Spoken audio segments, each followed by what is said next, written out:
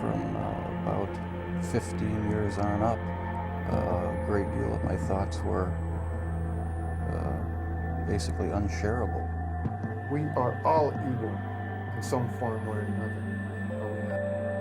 Yes, I am not 100%, but I am evil. My mother was a sick, angry, hungry, and very sad woman. I hated her, but I wanted to love my mother. This is Serial Killing, a podcast. Hello again, and welcome to Serial Killing, a podcast, where we go through the life stories of serial killers to see if we might catch a glimpse of why they displayed their famous, vile, and disturbing behaviors. Today's podcast was not voted for by patrons, but it was something I've been wanting to really dig into, to get lost in, swan dive down into, and I thought you might like to see what I found and what I think about it. I wanted to compare and contrast two serial killers who, when you really dig into their lives and how they conducted themselves, you see vast differences as well as very glaring similarities. So for fun, let's talk about two very well-known serial killers, Edmund Kemper, or the co-ed killer, and Gary Ridgway, the Green River Killer. Joining me today is Dr. Brandon Bogle, PhD, though we all know him by Doc, aka the Hillbilly Head Shrieker.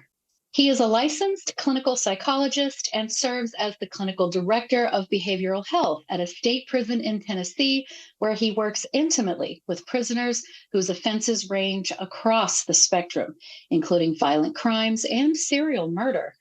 Doc's clinical and research interests include deviant behavior and understanding the various factors and reciprocal processes that facilitate and propagate such behaviors, and all the other points to make him look super fancy and super overqualified to be speaking to me. So welcome to the podcast, Doc. It's my pleasure to be here. How are you? I'm good. How are you? I'm doing well. So you're my first guest, so welcome. It's an honor. Okay, so today we are definitely going to be talking about Edmund Kemper and Gary Ridgway. So most of us know quite a bit about these two men in particular. They are in the top shelf, so to speak, of serial killers in the true crime world. That is not to glorify what they did. They are vile, to be sure. Big Ed, his family called him Guy, was a whopping 6 feet 9 inches tall, or still is, and nearly 300 pounds, and his presence had a volume or a mass to it, I guess you could say. Gary Ridgway was the polar opposite. Gary is 5 feet 10 inches tall, which is still tall, at least to me, who is short, but not overly so, and he was a very lean man. Where Ed had a certain presence, Gary comes across as behaving, at least in society, as a lot more docile. In everything I've seen him in, he seems to speak softer, held his shoulders into himself. He's quiet.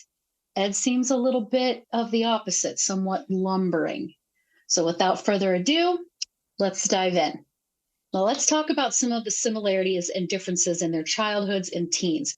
And just in case, if you don't know much about either of these men, I've covered them both, and I'll put the link to these podcasts in the notes if you want to know more. So getting into it, we have their childhoods. So some of the similarities that we see are that, and I'm looking at notes over here, both had domineering mothers who were very verbally emasculating and abusive towards men. Mothers fought with their partners often, seemed deeply unhappy, but outwardly presented a positive social appearance. They were well liked by people outside of the home, and Clarnell was a reader, Mary was a gardener, but both had positive hobbies. Any thoughts, sir?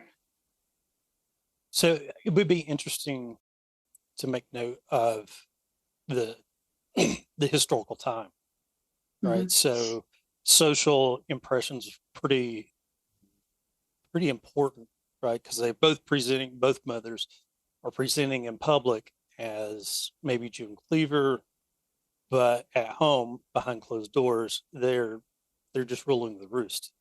Mm-hmm. Which I think in the conversations we've had is some of the most compelling reasons that developed the personalities for both Edmund and Gary, and why they had this kind of love-hate relationship with their moms.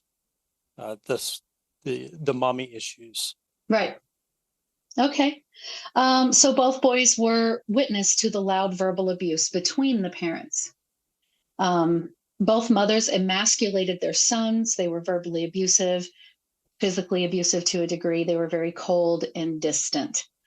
Both mothers had been successful in their school days. They were cheerleaders, writers. They were popular. They were considered attractive.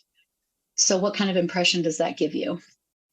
Again, I think it goes back to this impression management and what their status actually meant, right? So if you have this popularity, then you may start to develop this idea of like, I have this importance, not necessarily to the degree of narcissism, but I would say they both fit for pretty high on the narcissistic range. And so they may take that control or whatever they have experienced in their own life, right? So what did their parents do? How did their parents interact? And was this same pattern modeled for them? Taking this idea of being popular, being a cheerleader, being attractive, it's going to bring a lot of positive attention. And so therefore, we don't know. I've never seen an interview with either of the moms, but it certainly sounds like that they used that social capital as a way to kind of their own identities, and therefore took that to these roles within the home. So emasculating, controlling, and it, if you have a sense of power, what's that phrase? Absolute power corrupts absolutely. Yep. And so what we may see with both moms here is like this impression management on the outside, but having a tremendous amount of domineering on the inside.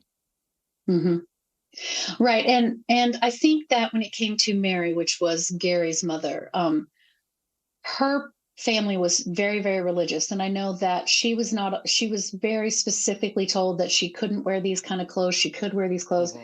There's a story where Gary's mother actually had painted her fingernails, fingernail polish, and her father had taken a hammer to the end of her fingers, telling her she was not allowed to wear fingernail polish. Wow. So kind of like naturally causing the bruising. Well, if your fingers are going to be colored, they're going to be naturally colored. Yeah. If you want to be a peacock, then let me make sure that you have plenty of plumage, so to speak.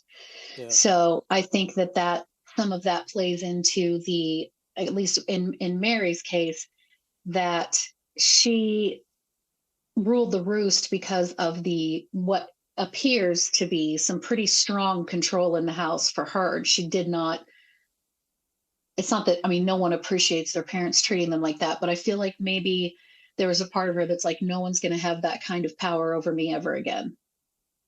Yeah. And it could be, I think it's natural for young adults or adolescents to kind of push against those boundaries, right? And to rebel. But it feels like in this case, it was to an extreme degree, which is what we see in Gary, and a lot of extremes, right?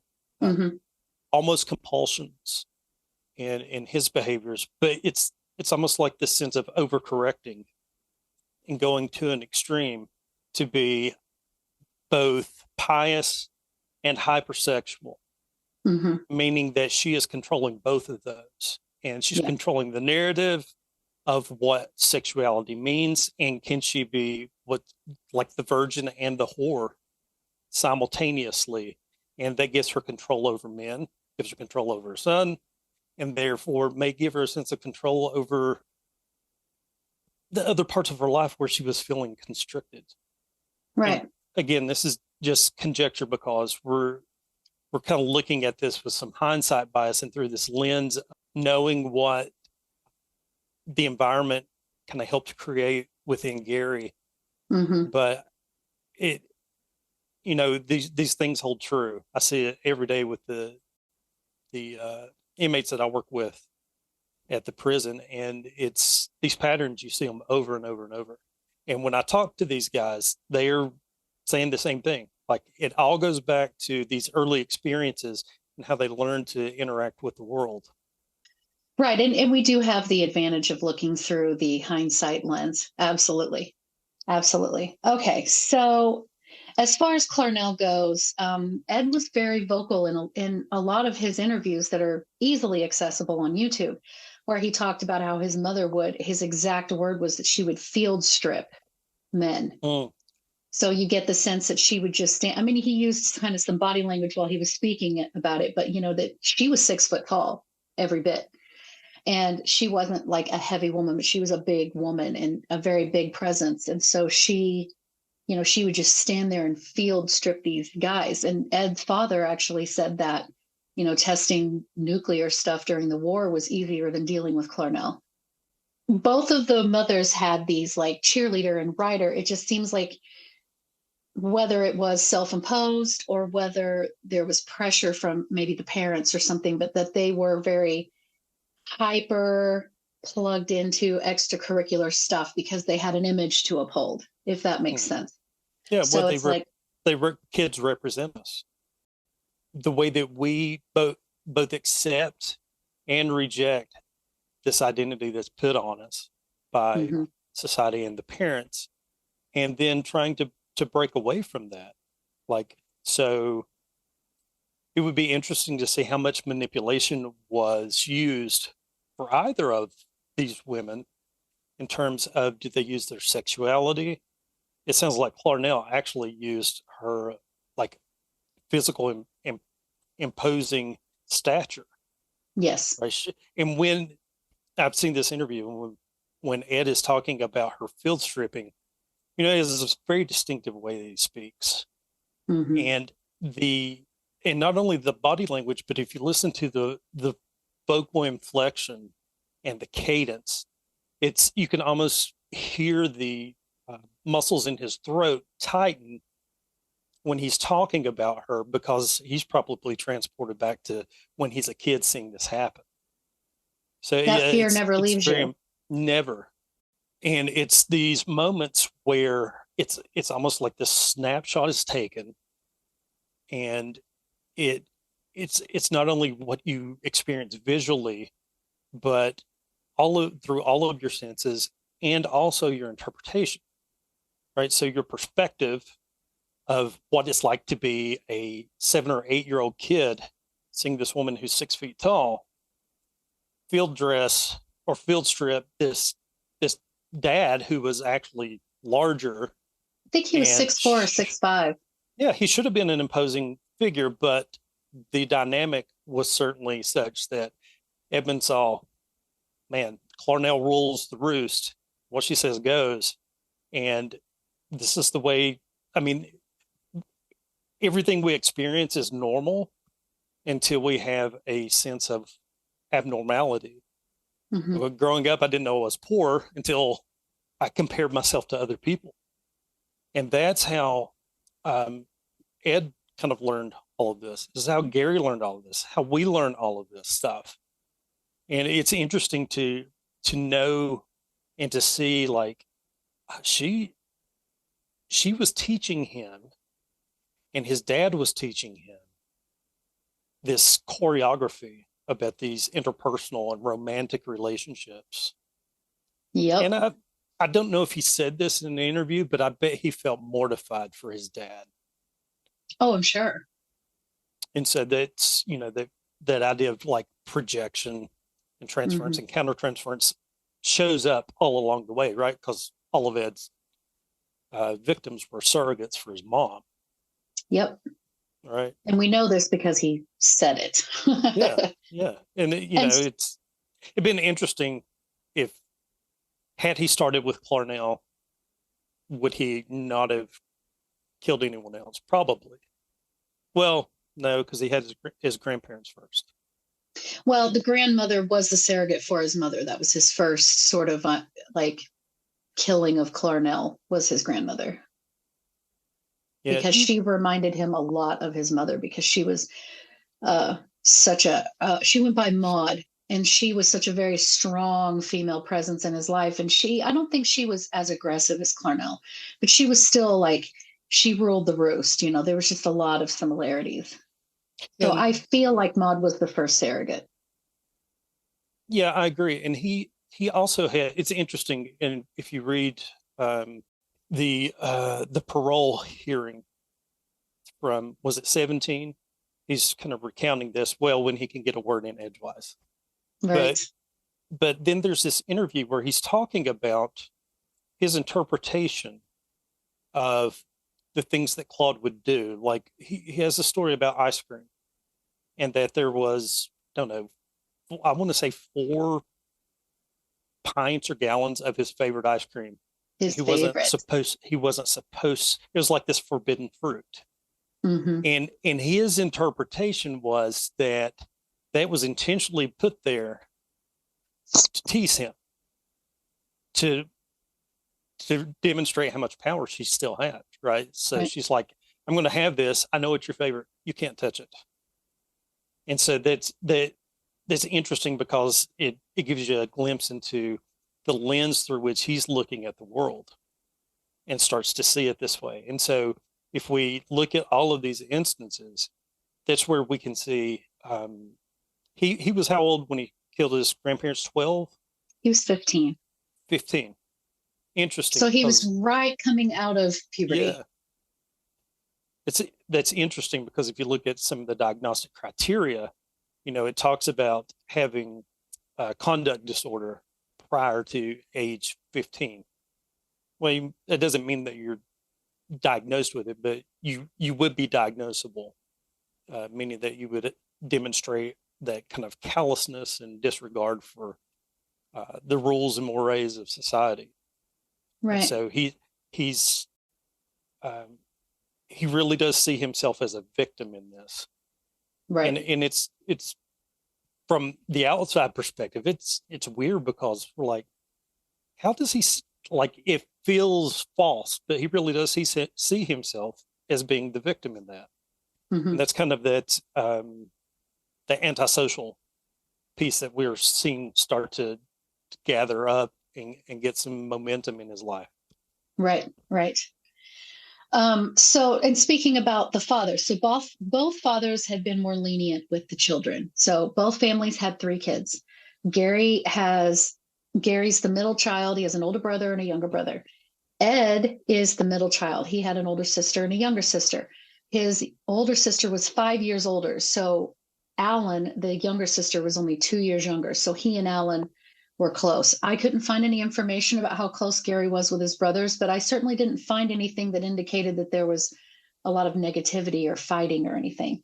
But we do know that the fathers were more lenient with the children. Both fathers had jobs for a time where they were not home very often. So Ed's father was military there for a while before he became, I think, an electrician. And Gary's father was a truck driver.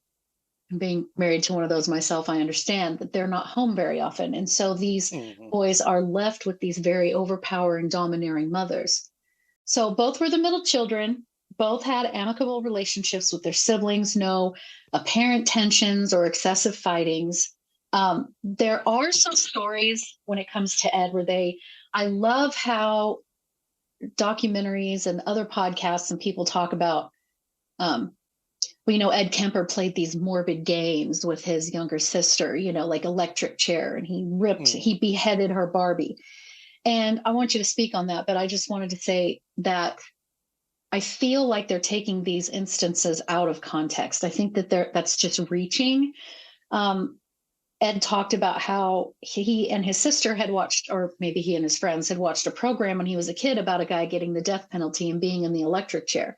So why would they not reenact that, thinking that it's interesting? I don't think that that's insight into his psyche as to why he later became a serial killer. And then the other thing is that they say, well, he ripped his sister's Barbie doll head off So that was the beginning of his decapitation fetish. And that's not it at all. He's always been pretty open and honest about these things. And even he said, she broke a favorite toy of mine. So I went and found her favorite toy and I broke it. And taking the head off is so hard to get it back on that little stub. And all of us girls that had dolls, I didn't have a lot of dolls, but we understand that. So I don't think that it's that he tore the head off and then that's an indicator that he's going to decapitate women when he's a serial killer. I think that that's innocent childhood games. But what do you think? Yeah, and if you 100% sensationalism, right? Yeah. And if we look back at the motto of Christine Chevik's station, if it bleeds, it leads.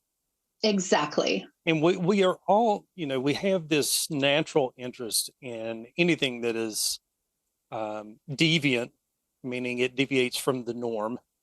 And so, kids are curious. We're curious. If we weren't curious about this stuff, there would be no true crime genre, but it's huge.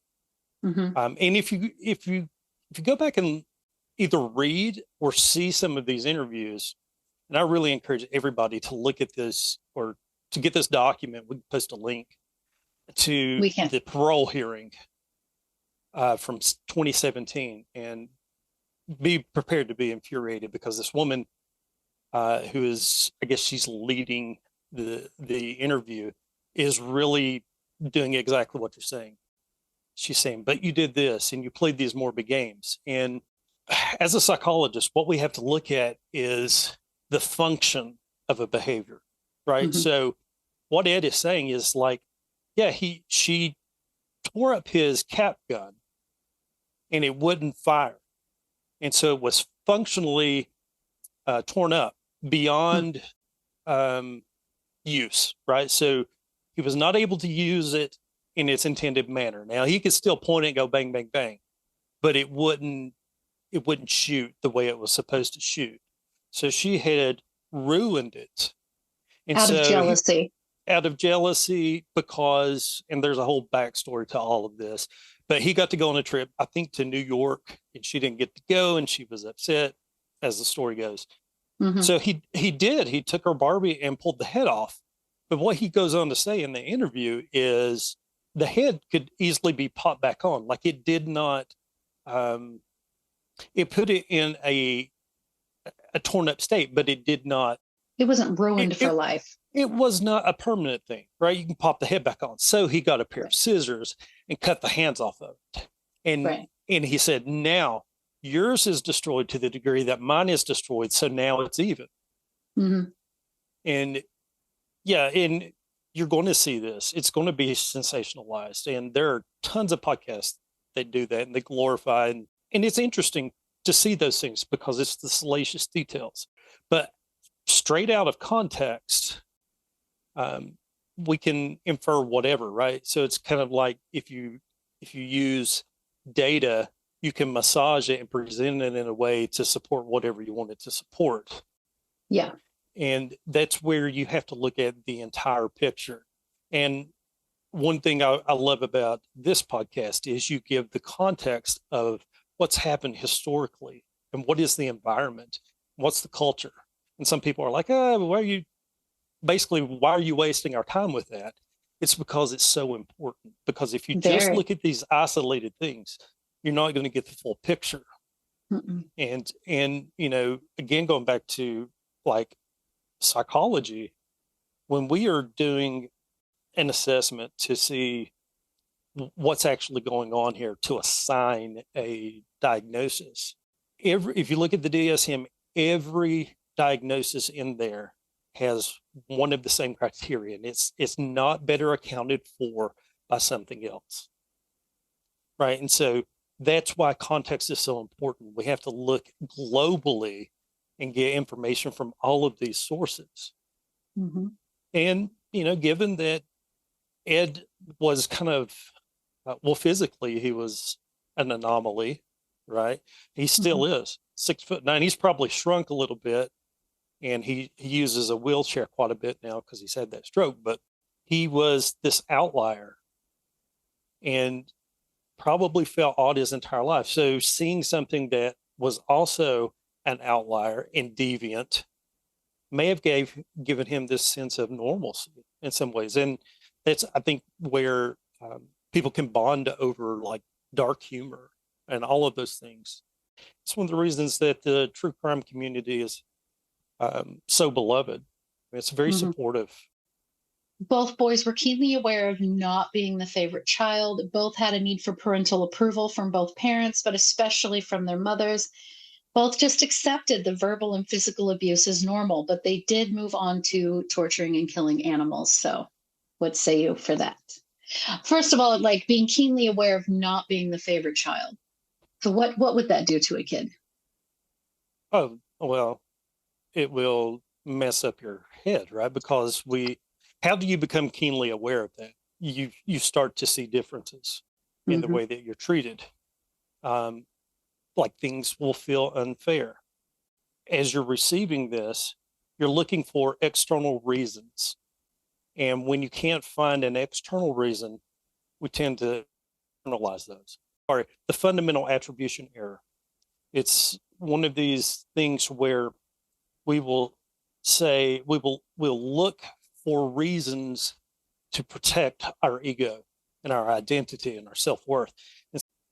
Right. And so what happens is we're trying to bring about this sense of balance, and it will create a lot of cognitive dissonance because the parents are supposed to be the people who have this very Rogerian, unconditional positive regard, and they're supposed to love and protect and nurture you, right? No matter what. No matter what. They're supposed to create a safe environment so that you can go out and explore the world. And if we look at attachment styles, right, that's the, and you probably know this much better than me, but like this avoidant, this anxious avoidant, it's like this ambivalence, pushing and pulling. We see that with both Gary and Edmund in relation to their moms throughout their life. I hated my mother, but I wanted to love her. I hated my mother, but I wanted to have sex with her. Right. And so you've got this Oedipus stuff going on too. But because it creates this cognitive dissonance that the thing that's supposed to happen in a just world is not happening, we compensate for that. Because if we really accept that for what it is, that maybe this person has some psychopathology themselves, maybe some untreated mental illness, or they're dealing with their own abuse from or trauma from their past, whatever has brought them to this place. But as kids generally, you know, we see things kind of dichotomously, black or white, and it's good or bad. It's not until we get up older that we're able to have these abstract thoughts and realize that we can hold multiple emotions about the same person at the same time. So I can love this about this person, but despise this part of them. And when we're not savvy, so if you have low intellect, you have intellectual disability, or if you have not developed that, so maybe you have arrested development for whatever reason, trauma is a big part of that you're not going to be able to reconcile those things and realize that, yeah, my parents didn't provide this for me for whatever reason, right? In all reality, Ed's dad probably should have made the environment more tolerable. Clarnell should not have made the environment intolerable. However, we can go back in the history and say, okay, well, there's that phrase, right? Who hurt you? But what are all of the experiences that caused you to develop to this degree that this is how you learn to interact with the world? And that's what personality disorders are, is they are ineffective ways of learning to deal with the world. And so if you learn, I'm not the favorite, and you want mom's approval, then you're going to start to pursue that. But you're also going to hold this resentment. And then that's where you're going to see it come out Is it like a And negative reinforcement kind of situation? yeah, so what will happen is, like, and I think in the case of Edmund, if I'm remembering correctly, they, again, going back to this interview that was going on at this parole hearing, she's bringing up this abuse of animals, and he's basically saying this was a surrogate, this pet was a surrogate that was getting the love and affection, acceptance that I was not getting. Mm-hmm. And so I could not kill people, although I had fantasies of killing people. Yeah, what I could do was exert dominance over this animal, Mm-hmm. right? So I could bury them. And so and Ed is saying this as he, in retrospect, in the moment, he's not recognizing that. He's just pissed and feeling lots of bad emotions, and probably can't identify what they are. But he's feeling really bad. He's feeling rejected. And so he's lashing out, exerting his power and control, which is what he's seen has been taken away. Clarnell owns all of that. Right. Right. And then what's Mary. Maud? Maud was his grandmother, yeah. The grandmother, right? So Mm-hmm. she had all of that. And so what we see is this pattern of it continues and continues and continues, which is interesting because Maud was the paternal grandmother.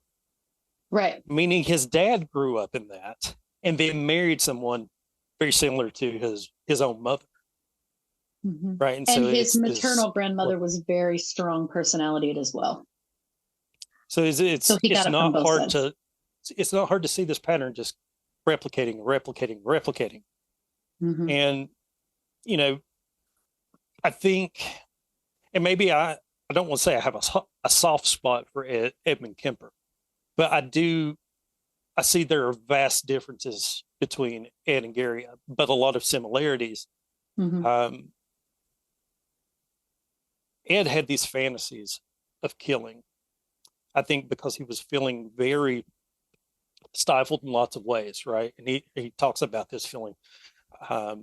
He would see these couples on dates, and that's what he should be doing, and he's not having that opportunity. If you take that same sentiment, he's seeing the love and affection given to this animal, and that's what he should be getting. Mm-hmm. And I think the same with Gary. Yeah, it's never resolved.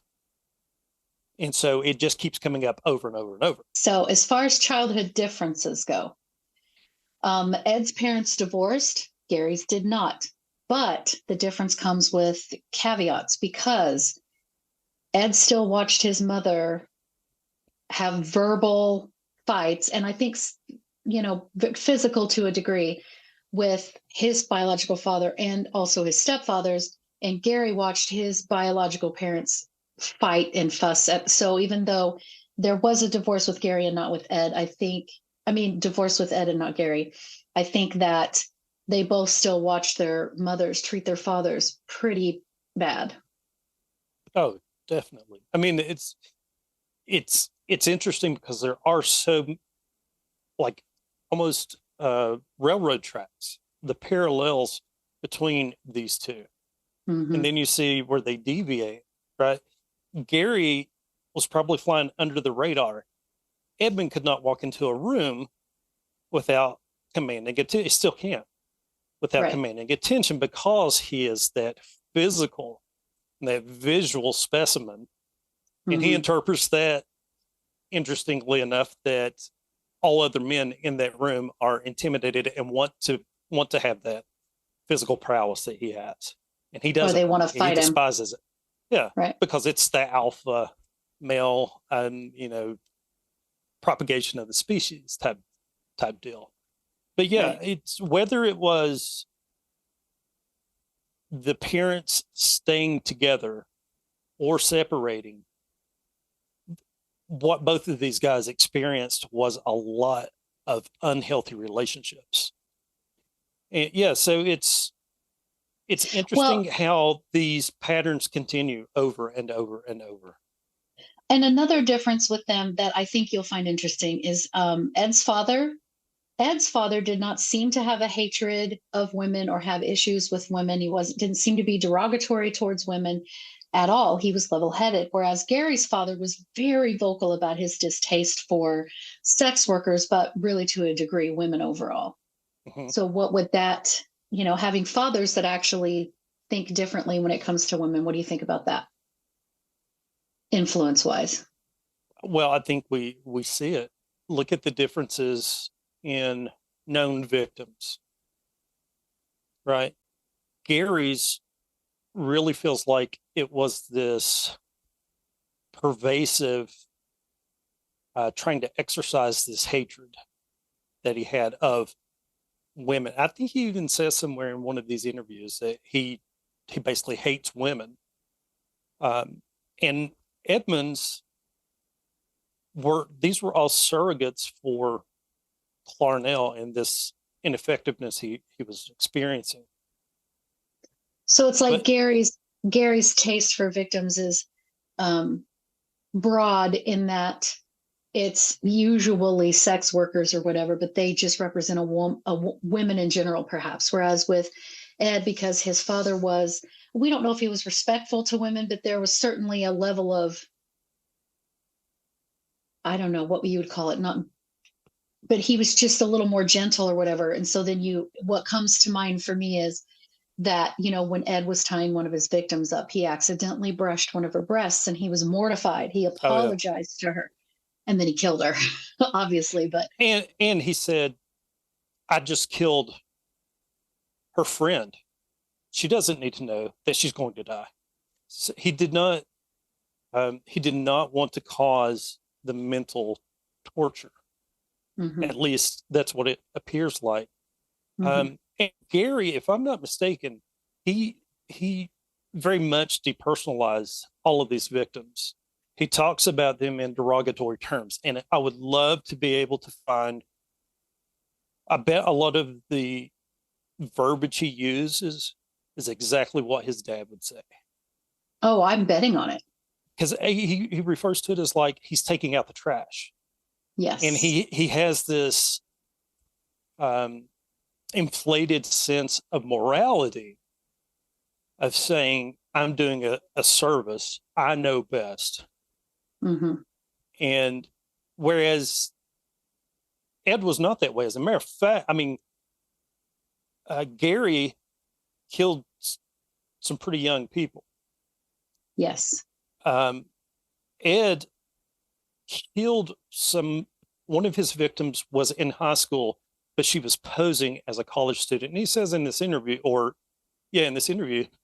I would never kill a high school student. I think he refers to him as a child or a kid. So he had this, it's really messed up set of morals and ethics. But there was still like something in place. Yes. Even though it was an odd code of ethics, it was sort of like with Dexter with Harry. Yeah, exactly. The code of Harry. He had a code. Yeah, Harry's code. And again, taking it out of context without all of that information, if you just see them, then you're going to equate them to being the same. They're not the same. The function of what they did is not the same. Right. One was kind of directed as this outlet for basically hating women and using women. And this is one of the hallmarks of psychopathy or antisocial personality disorder, is using people as objects and viewing them as objects, a means to an end. Mm-hmm. And it's like Gary sort of reveled in the murder, whereas yes, exactly. Ed very much was appalled by having to murder, but it was the means to the end. Yes, very similar to Dahmer. Yeah. Dahmer had to basically be drunk to be able to do this, but the function was to prevent him from being abandoned. Right? Mm-hmm. He didn't want to murder, whereas Gary reveled in taking the life, and he strangled these women. And so that's a very personal, up close thing. Mm-hmm. And to be able to feel that the body respond in all these different ways as they're during the dying process. Right. Right. Okay. So Ed was not a bedwetter that I could find, and we'll try to appease some of the McDonald triad people. But Ed was not a bedwetter that I could find. I've never, in all of my years of research and all the books I have I read or seen anything about him wetting the bed past what is normal and average. Whereas with Ed, with Gary, Gary was a chronic bedwetter. And because of that, his parents, mostly his mother, I think, but both parents took part in making him sit in ice water baths. That was his punishment for having an accident in the bed when he was up until he was in his teens. And we'll get to kind of more of what happened during those baths. But so, just kind of touching the McDonald triad thing again. Ed not appearing to be a chronic bedwetter, Gary being a chronic bedwetter. Do you have anything to say about that?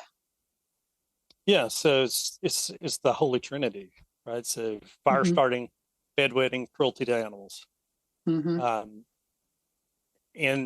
so we've got 2 out of 3 for Gary. We've got 1 out of 3 for Edmund. Right. There's what's interesting, and I don't know this to be the case, but if I were a betting man, I bet there was a lot of verbal shaming from Gary's mother, Mary, was her name, I think, right? Yeah. So it was probably this whole ritual. He wets the bed past whatever age, right? It's called nocturnal enuresis. And then there's this physical punishment of having to sit in cold water. There's this is whole to do about it. So the whole house is going to know what's going on. Right. It's a whole production. It is a huge production, and it's this pomp and circumstance that is designed to shame. You just need the nun there that's ringing the bell going, shame, shame, right? Game of Thrones style. Yes. And what's interesting is this is all occurring while he is developing sexually, right? So there's this sadistic component, and there's this. So who is doing this? Both parents, but the mother is doing some other things that we'll come to talk about. Yeah, we'll get there. And it is all of these. So it's conditioning all of these stimuli that shame is going to be associated with sexuality and pain, right? And so that's where we can see these sadistic and masochistic. And then you add in tendencies, and then you add in the verbal descriptions that his dad is talking about these sex workers. Take out the trash. And he's probably putting a lot of this humiliation that has been with him and the shame he's transferring it over to the sex workers that he kills. Right. I just find that fascinating. Okay. So then we have Gary had to repeat a grade after failing. His parents argued a lot, with Mary wanting to send him to a special school for cognitively disabled children. That was the verbiage in the research. And Ed passed every grade. Now, there is something to be said about how Ed talked about when he was a kid that he didn't think. He didn't know that he was so smart, which we'll get into. But, even though he thought that he wasn't very smart, Ed didn't think he was very smart. He actually was. And I didn't see that he had any major issues with school, or at least I don't recall ever hearing that he'd been held back, whereas Gary had to be held back. And his mother was a big advocate for putting him in a special school. So, with Ed, that's probably not adding to the picture. But what do you think when it comes to Gary? So it's interesting that Mary was pushing for this special school, right? It's kind of like that idea of the short bus. It's this visual cue, which is also this idea, especially at the time, of the cold bath and the pomp and circumstance, that there's something wrong with you, that you're failing in being able to control your urine and you're peeing the bed. So I'm going to dress you down just like Larnell was field stripping these men. Mary was True. doing the same thing, right? And so if we look at the function, it's exerting power and control, which is the exact same reason that people rape, right? Yeah. So it's this trying to take back control. So she was really pushing for this. Now, why would she do that? Why would she want to emasculate and humiliate her son? As What do far you as the think? special Like, school goes? the special school, because it does feel like it's incongruent in some ways. I want to present to the world that I have this perfect family, and then I'm going to domineer within closed doors. But if I know my that very well. son, if my son goes to this special school for people with intellectual disabilities, this is what we've replaced mental retardation with. Mm-hmm. If he goes there, what does that say? Like, what's the secondary gains? Is she getting sympathy? Is it that I'm rejecting this person and I push him out, and that allows me to say, oh well, I'm going to take the good kids and really put all of the affection toward them? We don't know. It makes me think too that it's building upon that shame. It's building upon that you're less than, you're not as good, because Gary was very aware he was not a favored child. He was very aware that his brothers were treated better. He had the shaming with it would be humiliating enough to have an accident in your bed, right? Even when you're a kid. But you're talking about the pompous, putting on the display and everything for the ice baths. And then it turns into, you are so, like, I'm so ashamed of you that I'm just going to send you to this other school because you're stupid. I feel like maybe that was kind of the angle that Mary was coming from. Like, it was just the next level of you're not good enough. And here's another reason why. Maybe she was taking out the trash. Yeah. I think right. so. I think maybe she sensed something in her son and it was off-putting, and she took it to a completely unacceptable level, but regardless.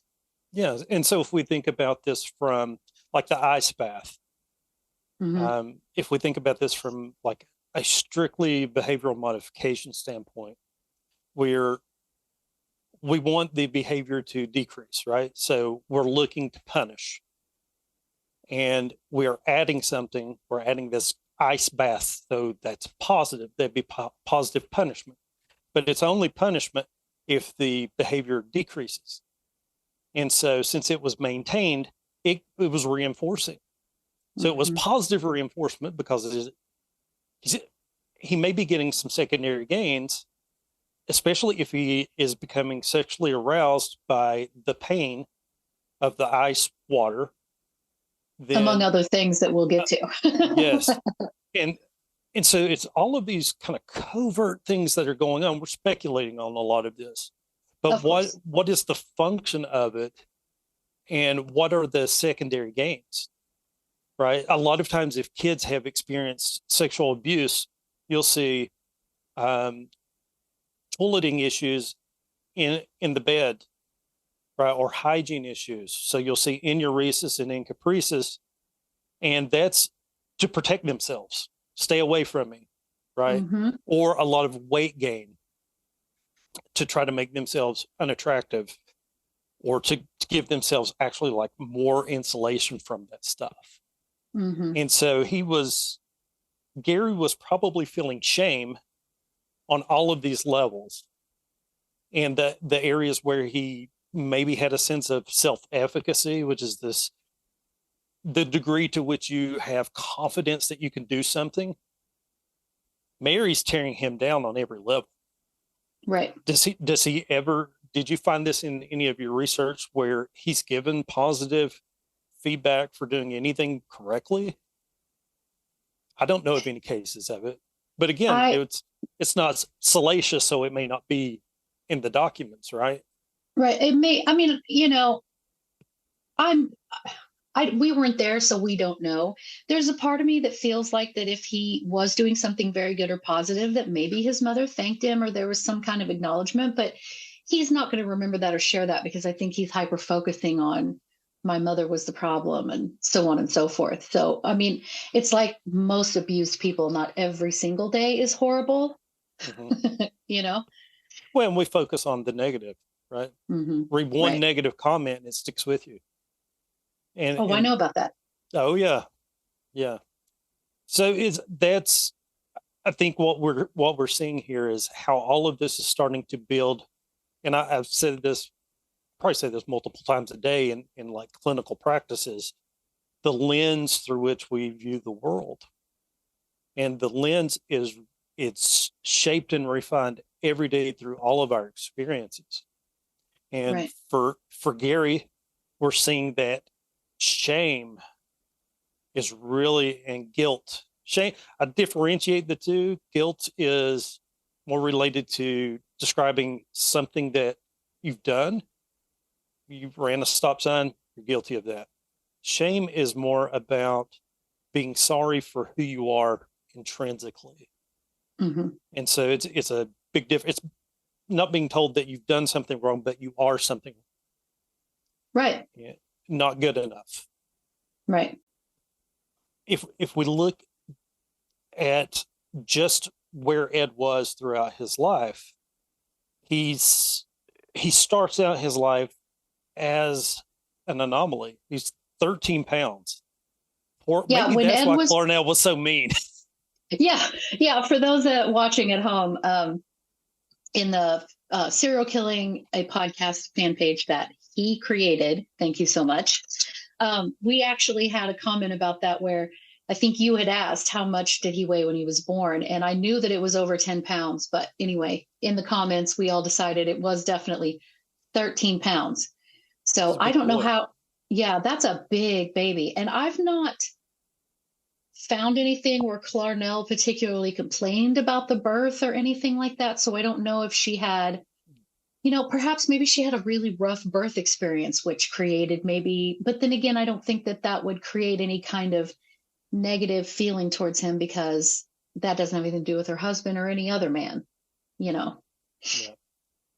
So, but anyway, yeah, he was a ginormous baby, but he also, he had to move. He had to watch his dad left and his mom moved him to Montana. And then he ran away to California to see his dad. He got sent back to Montana, went to California to his dad, then went to, from Montana to California. And then his dad abandoned him. Well, we'll get to that. Now, Ed was kind of a loner, although he was very, I would say superficially social, and he never quite fit in, literally and figuratively, and so he withdrew within himself in his fantasies, and I think he talks about like they were constant, from a very young age, and well, that was the stimulus that helped him feel something.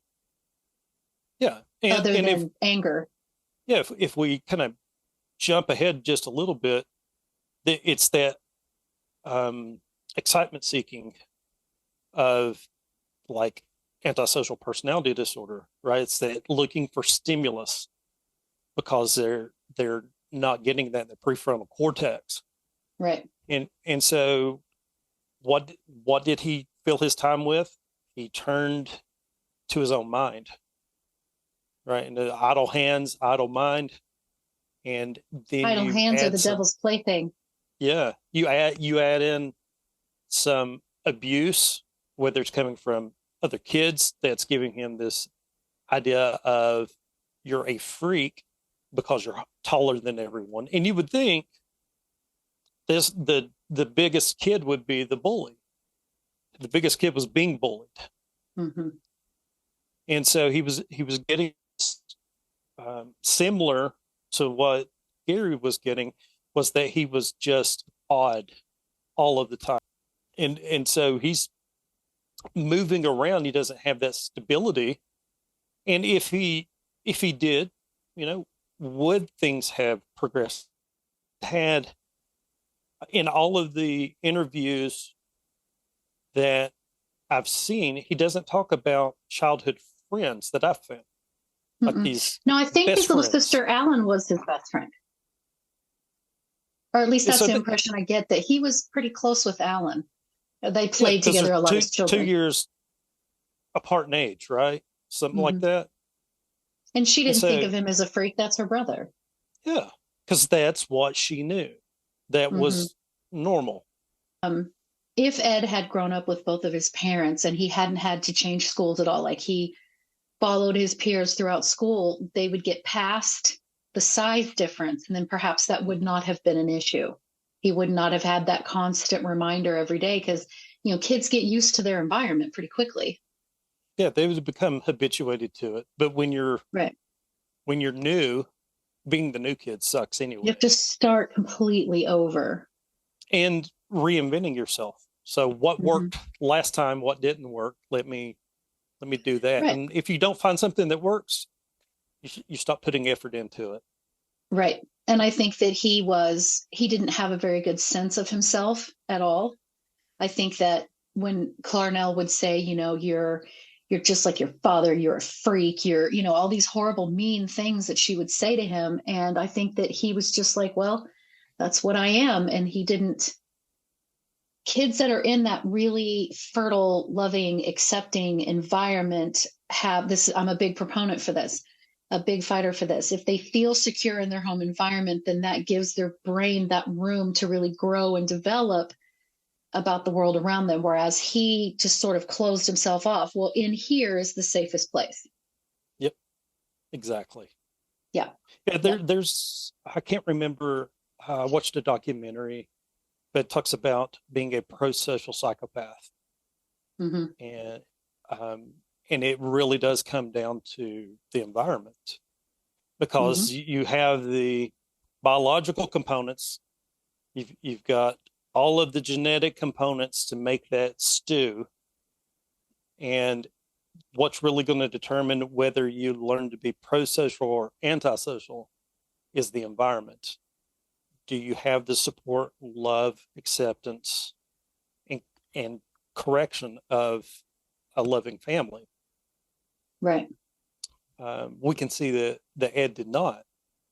We can see that Gary did not. So it's, sometimes it gets to the point, like when Ed, by the time Ed was 15, it was he was primed to become what he became. All right, well, let's move into their teens.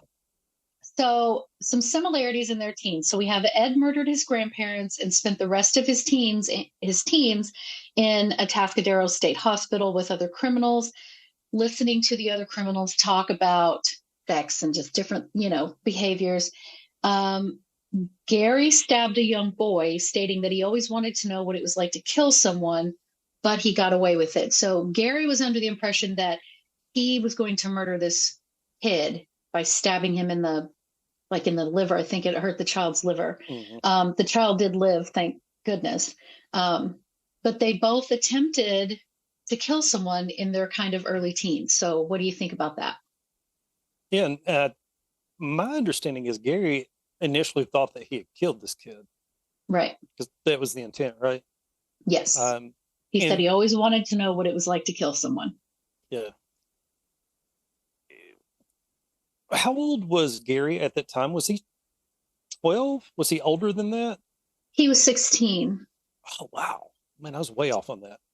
And Ed was 15 when he killed his grandparents. But he was, he killed his grandparents, I think, in the late summer, early fall, and then he would have turned 16. I think Ed's birthday is in December. I'm not 100% on that. So they were very similar in age. A lot of parallels right there. Yeah, so it's this also just what's coming out of puberty. Yeah, so you have all of this testosterone that's flowing, and it comes to a head. I remember being that 15-year-old, and the prefrontal cortex is not fully developed for another 10 years after that. Mm-hmm. And so you have this impulsivity.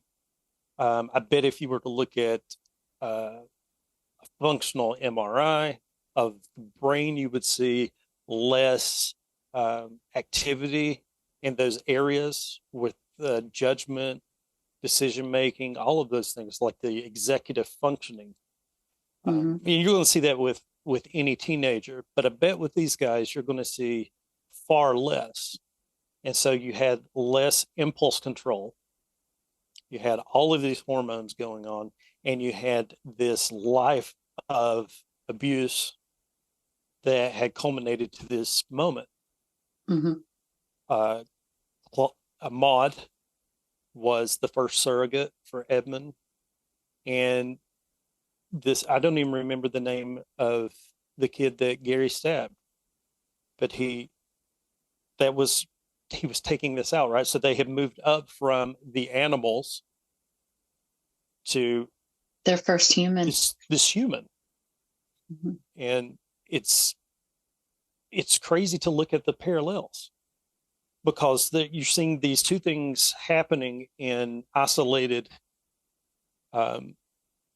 different circumstances and for different reasons. But we see really what it comes down to is the same act, right? We're seeing this intent to kill.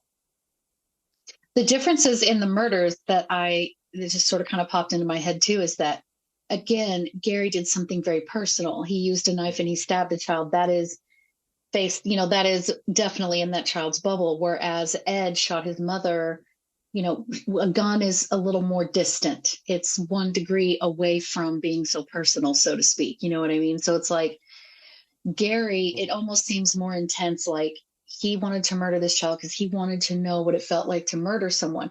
Whereas Ed was just like, shut up. It was just. And the way Ed described that was, she had her back turned to him, Mm-hmm. and the gun was in his arm, kind of pointed in her direction, and it was kind of the spur of the moment. Yeah, he would grab his gun. He was hollering for his dog to go hunt or whatever, and she had stopped him, and that's how she had expressed her control over him. Right. Whereas right. Gary, this was premeditated. Right. And so this was the entire intent. So yes, the intent was to kill on both, in both instances, but the reasons for it and the circumstances are it's apples and oranges. Mm-hmm. It's hard to compare the two. Okay, so then let's talk about, let's see. So we have in the teens similarities. Both boys were fantasizing about causing harm to others in their teens.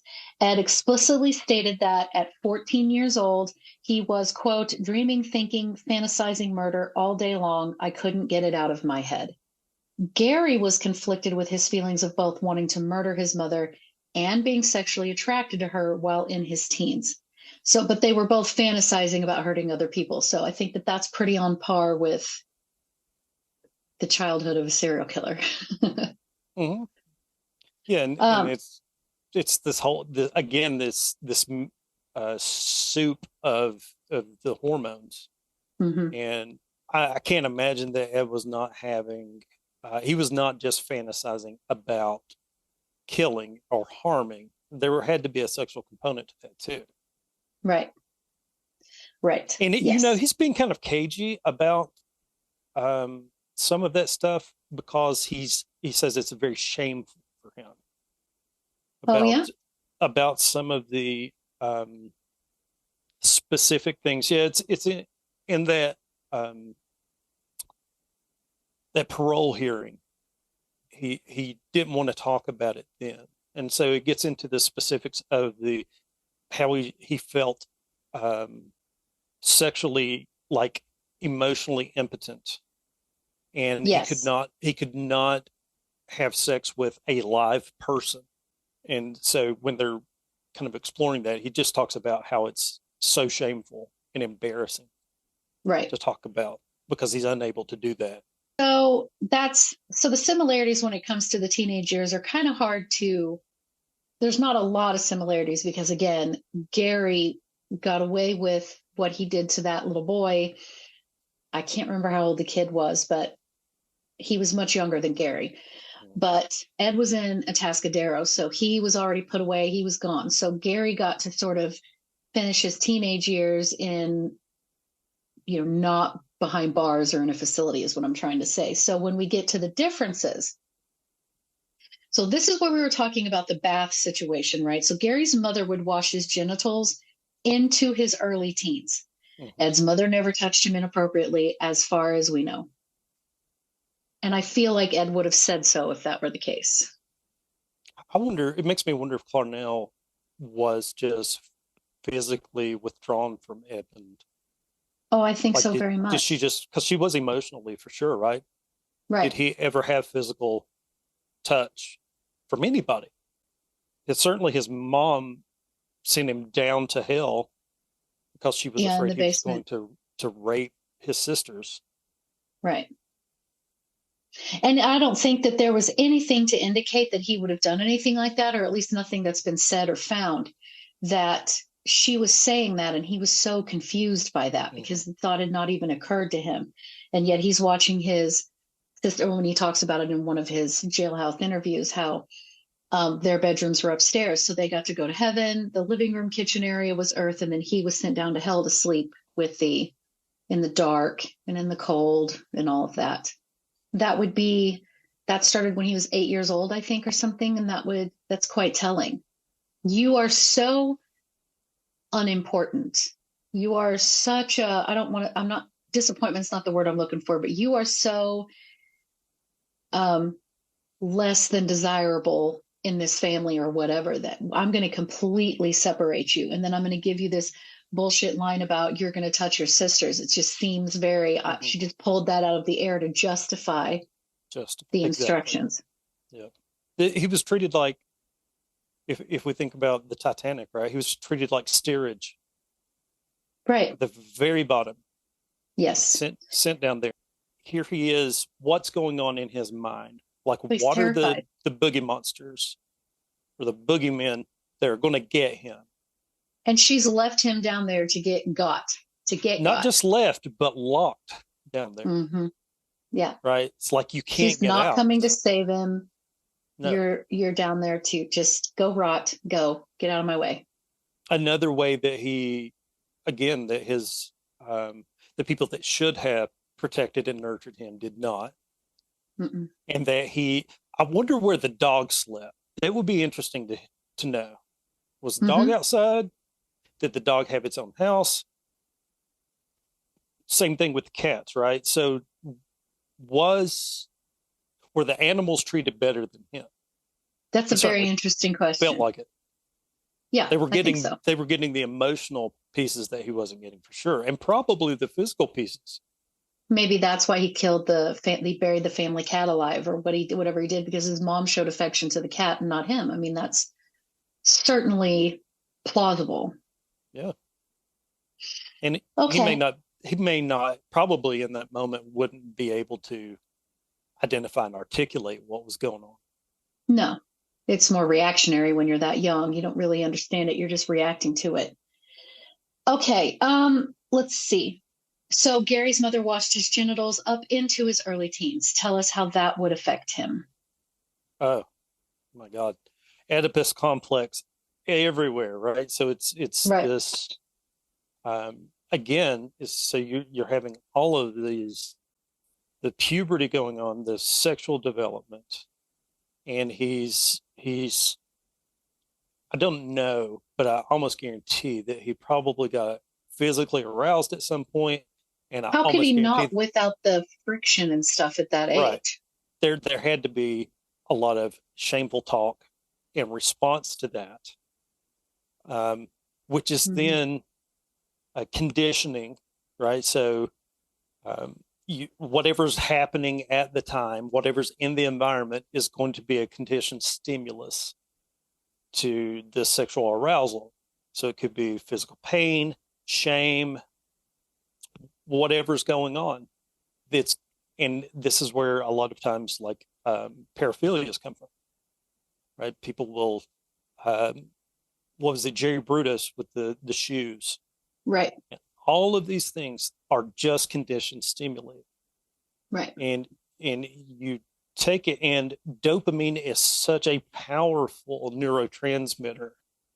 That's why like drug addiction is so strong, is that we get these dopamine hits from novel experiences and from food and sex and drugs. And especially if you have a decline in that prefrontal cortex, you're going to be seeking that out to a greater degree. And we know that looking at Gary's history would almost get into this obsessive compulsive disorder area.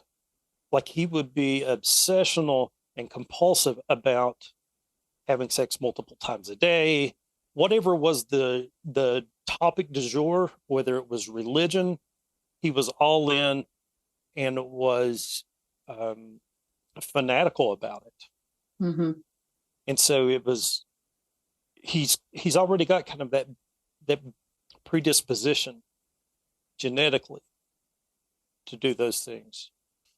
But another thing too is that not only was she washing his business when he was far too old for her to be doing that, but she was also sunbathing in the backyard. And when she was face down, she would take her bikini, her bathing suit top off or whatever. And while she wasn't specifically facing up where Gary could see anything, she knew that she was still doing something that left her looking not vulnerable, but it's still sort of a taboo and a no-no. And she knew that her boys could see that. And back then, especially, I'm not shaming any of that, but I'm saying back then, especially, there was a level of modesty that was expected that she was not displaying in that particular instance.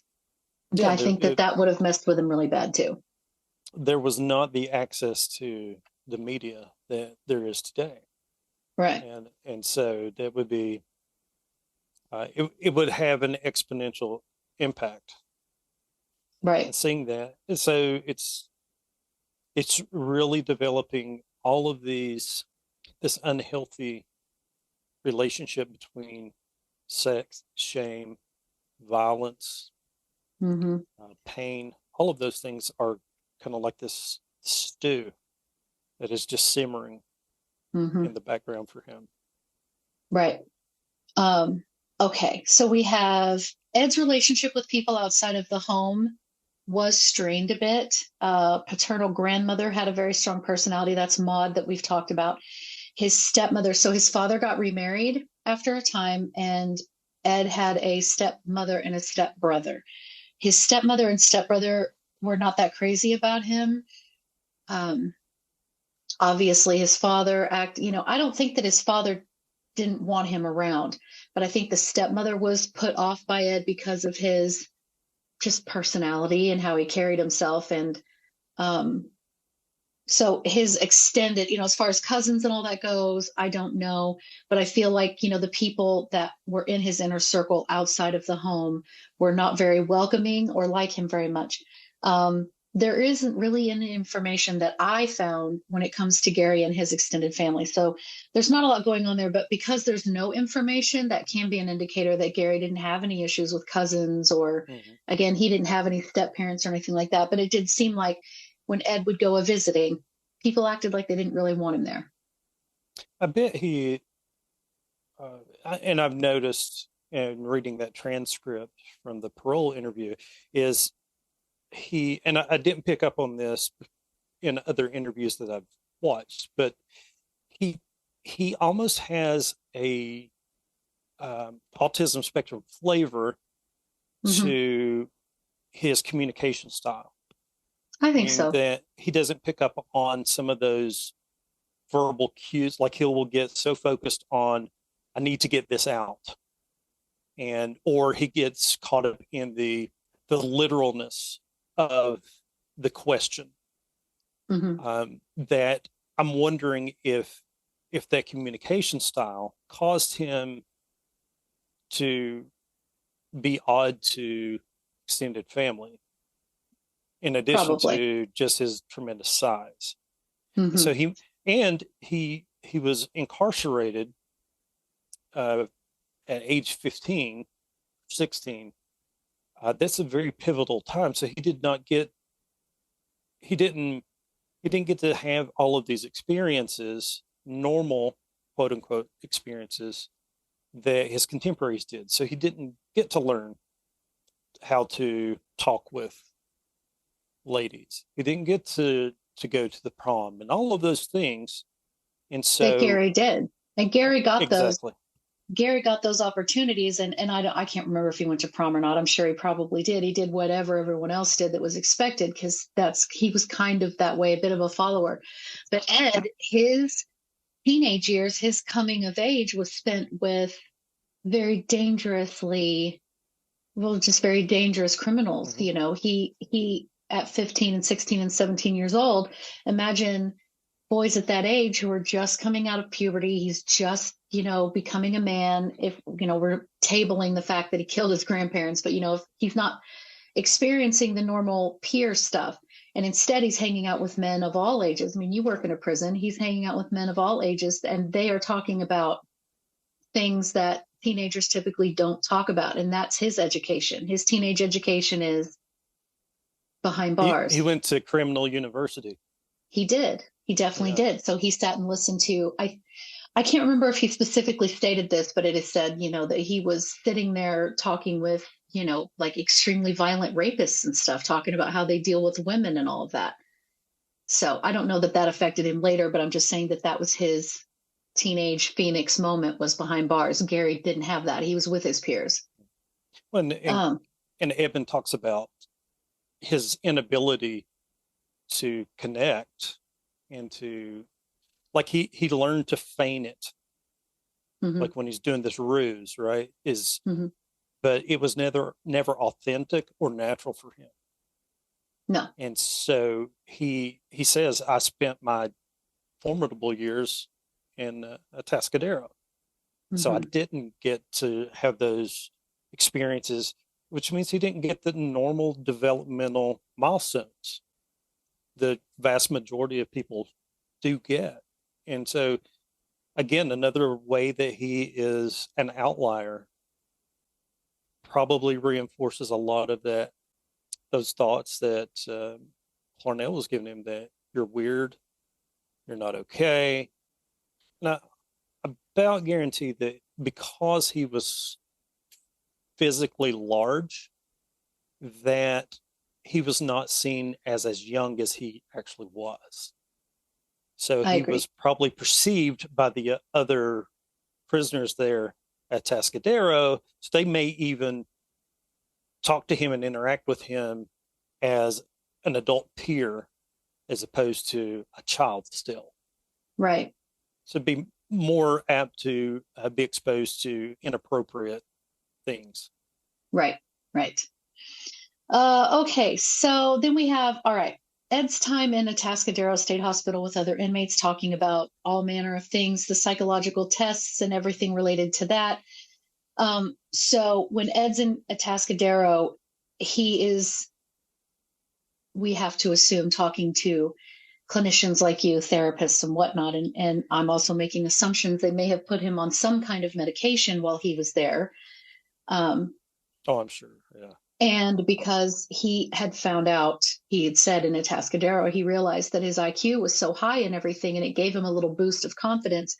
And these doctors, because Ed has always seemed to thrive in these environments where you wake up at the same time, you have breakfast it's all very scheduled and regimented, and he flourished in that kind of environment. And because he seemed rather docile and all of that, and he was so intelligent, the doctors were like, say, listen, you're interested in this. Why don't you help us administer these tests? And then unfortunately, as we know, he learned how to hack the system because he knew what they were looking for. Right. With Gary, we see Gary spent no time isolated from society in his mid to late teens. Gary worked after school and weekends during high school at the Kenworth factory. Ed was diagnosed. Okay, yeah. So anyway, Ed was diagnosed with paranoid psychopathy. I don't think that's kind of the DSM-5 term for that anymore. Or I don't even know what that is. I can kind of imagine. Keep in mind, this was the 60s. Yeah, so we're talking. There's a whole different mindset at that Mm-hmm. point. It's paranoia until it's founded, and then it's like, oh, you Well, just had good insight at that point. right. Well, and Ed says that once he shot his grandmother, and I think it was after he'd shot his grandfather as well, that was, he felt like in that moment, I don't remember his exact verbiage, but he said in that moment that he felt that everyone in the world had turned and everyone was staring at him. And he Mhm. said that if he had been in the city or something, he would have just been like a mass shooter or something. And so I can see why they might have thrown the paranoid or the paranoia onto his diagnosis, because he was talking about being very paranoid right after that moment. But what do you think? I mean, let's say he's pre 18, so we can't really give him antisocial personality disorder. So what do you think was going on with Ed, at least in his teens? What would you have given him based on what you know? I mean, obviously we weren't there. It's interesting because he would probably have some unspecified stuff going on, right? Some NOS, not otherwise specified, because it's hard to differentiate whether his feelings of paranoia were due to, was he psychotic? He wasn't out of touch with reality. Mm-mm. In general. He may have had these moments where he may have lost touch with reality, getting in his fantasy. He probably would meet criteria for conduct disorder, right? Which was a prerequisite for antisocial personality disorder. Mm-hmm. However, I think that it's too simplistic because there's a lot of stuff going on. If we take the Minnesota Multiphasic Personality Inventory, the MMPI, which is kind of the industry standard personality inventory. It's like 600 items or something like that. We have different norms that we will score people on according to sometimes their profession, right? So Mm-hmm. first responders, military, paramedics, this type of people will score higher than the general population on adventure seeking, right? Because that's Yeah. just the nature of that. Mm-hmm. And so, given that he has these traumatic experiences, I truly believe that when he was 8 years old and he was terrified going into that basement every night. Yeah, he said he started really having thoughts about killing his mother at 8. That he said that really a lot of this sort of turned on its head 180 when he was about 8 years old, and that does sort of jive with around the time that she was making him sleep down in hell, as he called it. Mhm. And so you have to take the entire context into account. Um, you know, what was going on. Obviously, he didn't realize he was intelligent. He has an IQ of, I think it was tested at 145. 145. 100 is the mean, Mm-hmm. right? So, I mean, That's up there with Einstein almost. Yeah, he's like 3 standard deviations above the mean, which is probably in the top 2 percentile or something like that. Absolutely. And so the fact that didn't stick out to anyone, that he had this intelligence and his ability to understand, recall, to use working memory. And he demonstrated all of these things later when he memorized the tests, right? And if you listen to him speak, he's very articulate, has a good command of the English language. Yes, he does. But what that tells me is that was not identified early. So he did not excel, right? And so if we look at to identify a learning disability, there has to be a statistically significant difference between intelligence and achievement. So you have to have the ability to do it, but you're underachieving.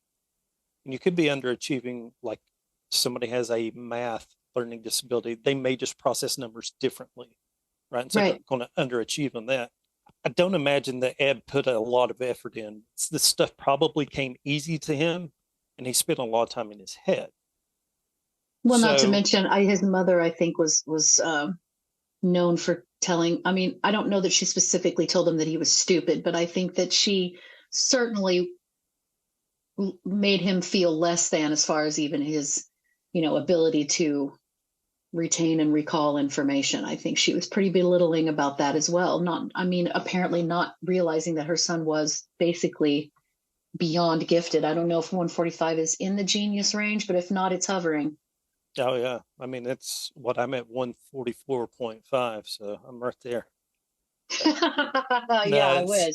He, yeah. And the thing about it is you have higher intelligence like that is, it's correlated with higher degrees of depression because you have greater insight. You see things and you. Mm-hmm. So if I would say that he probably met criteria for conduct disorder just because he had broken some of these rules, but probably certainly depression. I think he was suicidal, but was unable to bring himself around to self-harm. Certainly a lot of anxiety, probably some PTSD. And maybe throwing in a little touch of, did he have like depression with psychotic features? Did he become out of touch with reality at times with delusions? I don't recall him ever saying, like endorsing audiovisual hallucinations. Mm-mm. I don't think so. If he were out of touch, it probably was in a delusional state. Yeah. Okay. And then with Gary coming out of his teens into adulthood, what do you think was going on with him? I don't see any delusions or anything. I think that, the conduct disorder it makes absolute sense, but to the layperson that's who I represent in this scenario, is that he wasn't a child that misbehaved per se. But it's still the conduct disorder with the torturing of the animals or killing of animals. And he stabbed that little boy and all of that. So would you think that it's fairly close? He was covert about it. Yeah. Yeah, he was very covert about some of these things. And he did the same thing as an adult. He flew under the radar. And that's one of the things that he prided himself about, was that they didn't catch him. And I think he even talks about this, and he has this smug demeanor when he's talking with Dave Reichert about, you all weren't able to catch me and I got away with this. He has 48 confirmed and Something believe like maybe that. 12 more. It wouldn't surprise me if there's more than that. And oh yeah, they just identified another one recently. I think he was low functioning, right? So he was in the lower range in IQ, and he was also underachieving, right? Which led to, so we would just say kind of lower functioning intellectually as well as academically. And just imagine how that stroked his ego that they didn't catch him. Yeah. And he was also successful. He was a good truck painter. Let's think about this. He's told that he needs to go to a special school. We'll get to, I have like a section for the IQ stuff, but we do know that he scored in the very low 80s. And so, with all of these things going on, I feel like maybe he definitely got off on the fact that he was getting away with this. Like, I'm not as dumb as my mother said. I'm not as useless as my mother said. Look, I got away with this. So it gave a sense of agency. Yeah. Right. I can get away with this. I can, it's almost like this idea of a reclamation project. He's reclaiming this identity of being intelligent or having at least functional intelligence to be able to do these things and get away with it. Mm-hmm. He's but it gave him a sense of pride. Yes. And even he walked around with his shoulders squared because he was so good at that. And he was notorious, right? So if we compare him to BTK, Dennis Rader is an egomaniacal person. He wants that recognition. Gary didn't want the recognition. He didn't brag to anyone, which was a contributing factor to him not being caught for so long. Yeah. No one. And yeah, I think he was trying to take back, again, the power. He was trying to establish, I do have agency. I am a person. I can do this. See, and I'm holding the SeaTac area hostage to fear. And I'm playing God. Yeah, exactly. What's more powerful than life and death? Having that Right. power. It's Right. intoxicating. Has to be. Has to be. Yeah. Okay. So when we get to kind of high school graduation, let's say we're getting into, okay, we're very young adult now. Ed was, again, listening to inmates talking about, violent rapes and all these things, and that which could have been, as a teen, very sexually charging for him. He was considered well after a while. Again, we know through manipulation of the psychologist and the testing and whatnot. And they told him that he should absolutely not have anything to do with his mother. They did seem that the doctors at Atascadero did seem to get to the core of the issue and said, yes, it is. Some of this issue definitely has to do with your relationship with your mother, and you should absolutely, I don't know if they told him to go zero contact, but they basically told him, you don't need to be, he said, I think his quote is, she got her pound of flesh out of you, leave her alone. Don't go there. And then he was immediately released to her when he was 21 into her custody. It's not surprising. So we have Gary had his first sexual experiences with a girlfriend in late high school. Ed did not have any sexual encounters with women until his early 20s.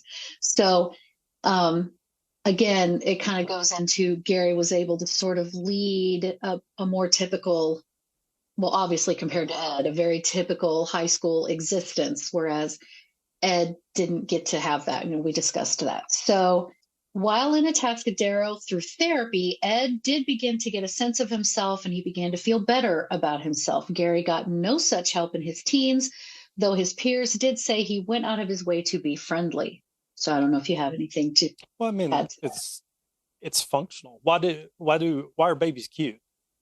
Because they're completely helpless and they need to be taken care of. It's a functional thing. If he's being extremely friendly, then it's going to endear him. He's building goodwill. Maybe not that he actually intrinsically wants to have those relationships, but no, I think functional. He just thinks this is what I'm supposed to do, so this is what I'm going to do. Yeah, and it's a means to an end. It blends. He's blending. Exactly. If you don't know what to do with yourself, blending is the easiest to go to. Okay. I know it. So, personality traits. There are not a lot of similarities, so I'll go through them, but they both had a hatred and love of their mothers. Both were very introverted in their youth. So those are the similar personality traits, but the differences are very interesting. So a lot of people talk about the Myers-Briggs personality test, but because people do like the Myers-Briggs, I looked this up. Gary is an ISFJ personality type, which is the protector, ironically, right? The ISFJ personality type is introverted, sensing, feeling, judging. This combination of personality preferences produces people who are energized by working behind the scenes, pragmatic and detail-oriented, deeply committed to supporting others, and loyal to relationships and traditions. I kind of agree with this because he was a worker bee. He enjoyed his job. That was very, there is no shame in painting semis, okay? That is an honorable job like anything else. But, it's like something that wasn't so complicated that he could be really good at that. Detail oriented, I think that he was very much loyal in his relationships and traditions. So when I say loyal in relationships, obviously he was, during his campaign of terror, not being loyal to his wife, because even if his victim was alive or dead, it's still putting things where they don't belong when you're married to someone else. But as far as the loyalty and all of that, is that he very much was in love with the idea of being married and having this home life and sort of painting this picture for the world to see because he thought that's what he was supposed to do. So what do you think about that? Yeah, I mean, I see how this fits for him. And I'm wondering if he had a warped sense of morality about having sex with these sex workers because he saw them as objects. Well, yeah, they were Trash. less than human. Right. So, Because Rader had this same thing. He's like, oh, I didn't cheat on my wife because I never had sex with these people. But you killed them, right? yeah, But he killed me. was, and there's guys that I see every day at the prison who will say, yeah, I killed these people, but I did not rape anybody. Don't call me a rapist, right? And it's kind of this, in their mind, they're making this distinction. Yeah, well, it's just like Ed. I accidentally brushed her breast and I was mortified, but then I killed her, 10 minutes later. Yeah. Well, and the Okay. mortification probably came as a result because she was still breathing. Like, had she been dead? Oh, yeah, no. Yeah. No. Okay, so Ed, in my research, came up as an INTP personality type. So that's the logician or logic. The INTP is someone with the introverted, intuitive thinking, and prospecting personality traits. These flexible thinkers enjoy taking an unconventional approach to many aspects of life. They often seek out unlikely paths, mixing willingness to experiment with personal creativity. And I think I can kind of jive with this too. Definitely unconventional approach. Seeking unlikely paths, mixing willingness to experiment with personal creativity. Ed's actually a very creative fella. I don't know that he was really given the opportunity to show his creativity when he was coming up, as a child and all that. But I know once he was in prison that he used to make like little coffee mugs. He did ceramics and different things, and they were very intricately and detailed painted. So I don't know. What do you think about that? I think it's spot on. Yeah.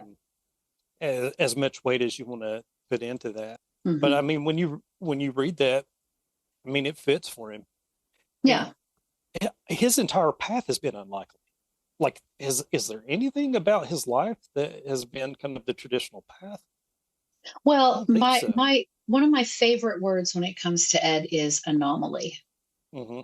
He's an anomaly in a lot of ways. Yeah.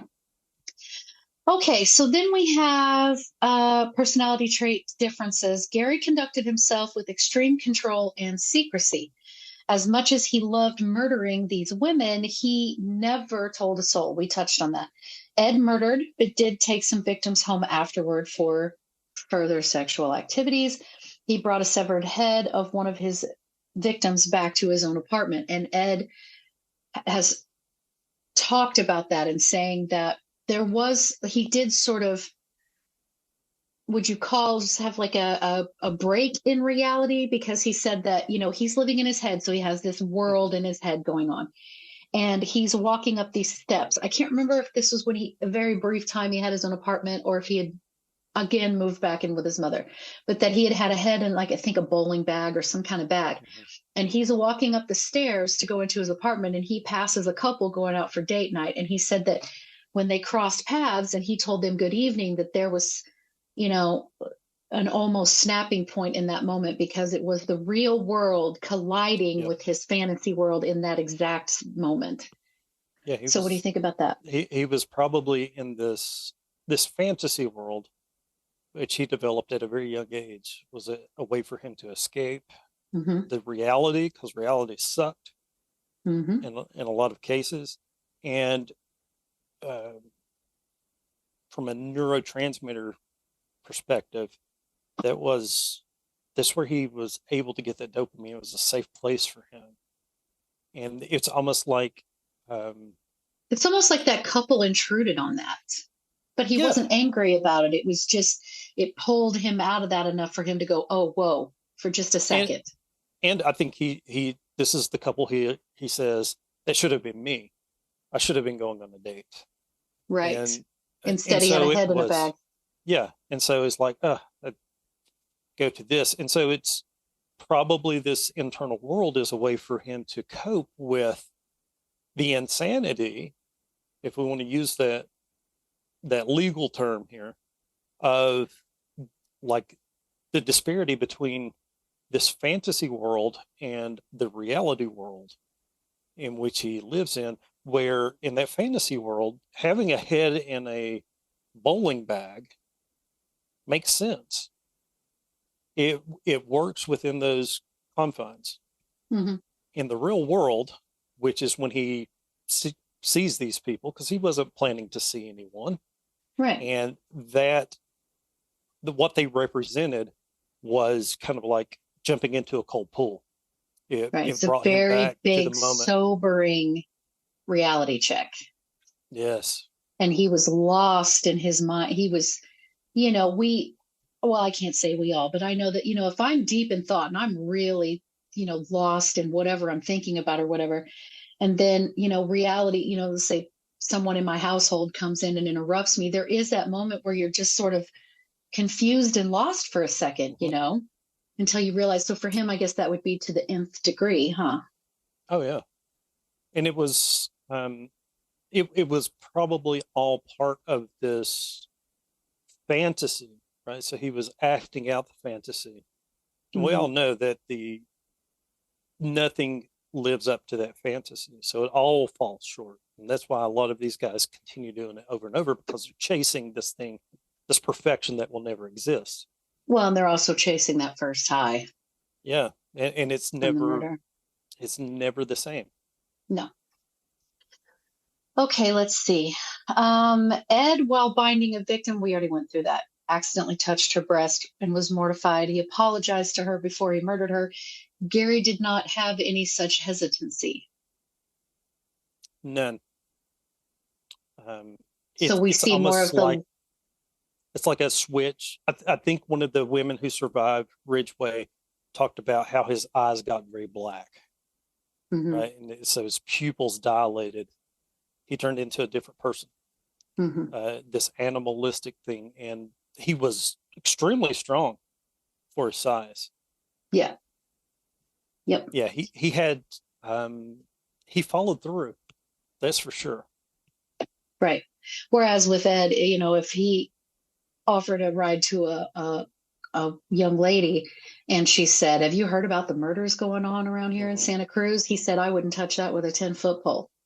Oh, yeah. So talking about it. So that's why I joke around that I would have survived Ed. People are like, you shouldn't have a favorite. He's not a favorite in a positive way, but he's my top shelf as far as psychologically interesting and all of that to me. And he would not have killed me because first and foremost, I'd have never hitchhiked.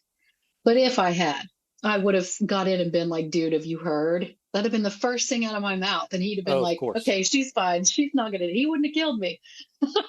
Yeah. I mean, it's that. So if you hitchhike, always talk about serial killers. Always. So what's the chances of 2 serial killers being in the same vehicle? Okay. So then I came, I said this thing where, when you watch the interviews with Gary, specifically the one where he's in his little orange, red, scrubs or whatever, he tells a story. He will talk back to you. The FBI agent or whoever it was that was interviewing him, the woman that was interviewing him, the questions were super leading. She was basically leading him to exactly what they wanted to hear. So I don't even like those interviews very much because I feel like it reminded me of when Ted Bundy spoke with the James pastor Dobson. or whatever, right before the day of his execution. It's like, it was all pornography, wasn't it? Now, come on, agree with me. Yeah. And I feel like that lady was doing that to Gary. With Ed, he'll speak freely about any of it. He has no qualms about doing that. So I kind of thought of this catchphrase where Gary tells a story, but Ed paints a picture. I think that's perfect description. It's just terse. When Gary is just, he's like, he looks like a rat. I don't know if it's the eyes or the mustache or nose or whatever it is, but I see him kind of engaged in his own thing. He's eating his piece of cheese and then has to respond, blah, blah, blah, and then he goes back to doing that. Whereas you just give Edmund, and that's what they said when they arrested him. Like, he didn't shut up the entire time. All the way back from Colorado, he was talking and talking and talking. Imagine having a captive audience after all those years. Oh my God. Hanging on every word you said. Wasn't that what Cornell said? "I suppose you're going to want to stay up and talk all night."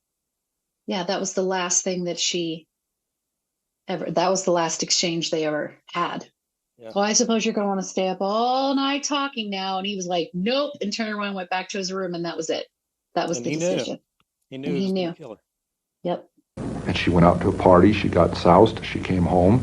went to sleep. I was woken up by that. Came out. I walked up to her bed. She's laying there reading a paperback, as many thousands of nights before. And she said, "Oh, I suppose you're going to want to sit up all night and talk now." Shit. And I looked at her. I said, "No." I said, "Good night."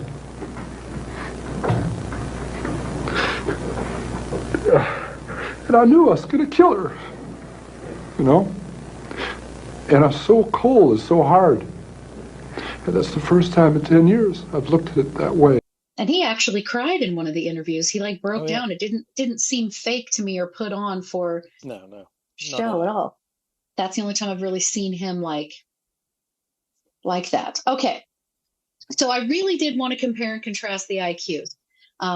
You and I both know in our studies that IQs are kind of a different thing too, but most people, the idea behind IQ tests and what that number is and where you stand as far as average and all that, people still hang on to that. I've actually read articles where they say, we just keep talking about it because everyone is just so used to it. It's just common language now.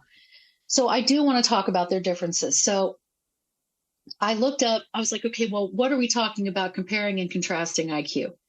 So according to Mensa International, IQ, or intelligence quotient, is a type of standard score that indicates how far above or how far below his or her peer group an individual stands in mental ability. An IQ test is supposed to gauge how well someone can use information and logic to answer questions or make predictions. A score of 100 is average. Greater than 130 indicates being gifted. Anything below 70 indicates developmental or learning disabilities. So Gary had an IQ in the lower 80s is how it is always worded. I think I may have seen 82 somewhere, definitely in the low 80s. So he's considered lower average, or around 15% of the population. Above the threshold for normal independent functioning. Can perform explicit routine hands-on tasks without supervision as long as there are no moments of choice and it is always clear what has to be done. So assembler or food service. This is also the IQ range most associated with violence, I found. Most violent crime is committed by males in that range. This does not imply that all males in this range are violent. I always have to try to give my disclaimers there because I'm not trying to offend anyone. Nor that all violent males are in this range. But when the modal IQ of a group is in this range, one may expect trouble with many male members of that group. Yep. So with Ed's IQ was tested at 145. This is considered highly gifted, or 0.13% of the population. So less than 1%, which is crazy to me. People with an IQ of 145 are normally exceptionally smart and skilled, and they frequently have some amazing skills and gifts, particularly in specialized fields. These people are extremely gifted, which may be shown even at an early age. But of course, we wouldn't know that because Ed was not really encouraged. They have a wide range of interests and frequently excel in a variety of areas. They can become world-renowned discoverers and artists and achieve things that benefit mankind as a whole. So what say you about the difference in the IQ, which is big, but what does that even mean? Yeah, so that's, we could have a whole episode talking about. We could do tests. A true crime science episode about this. Yeah. Let us know. So the basically when you see the IQ number, it's the FSIQ, which is the full scale IQ. And it's an amalgamation of all of these different subtests that are testing.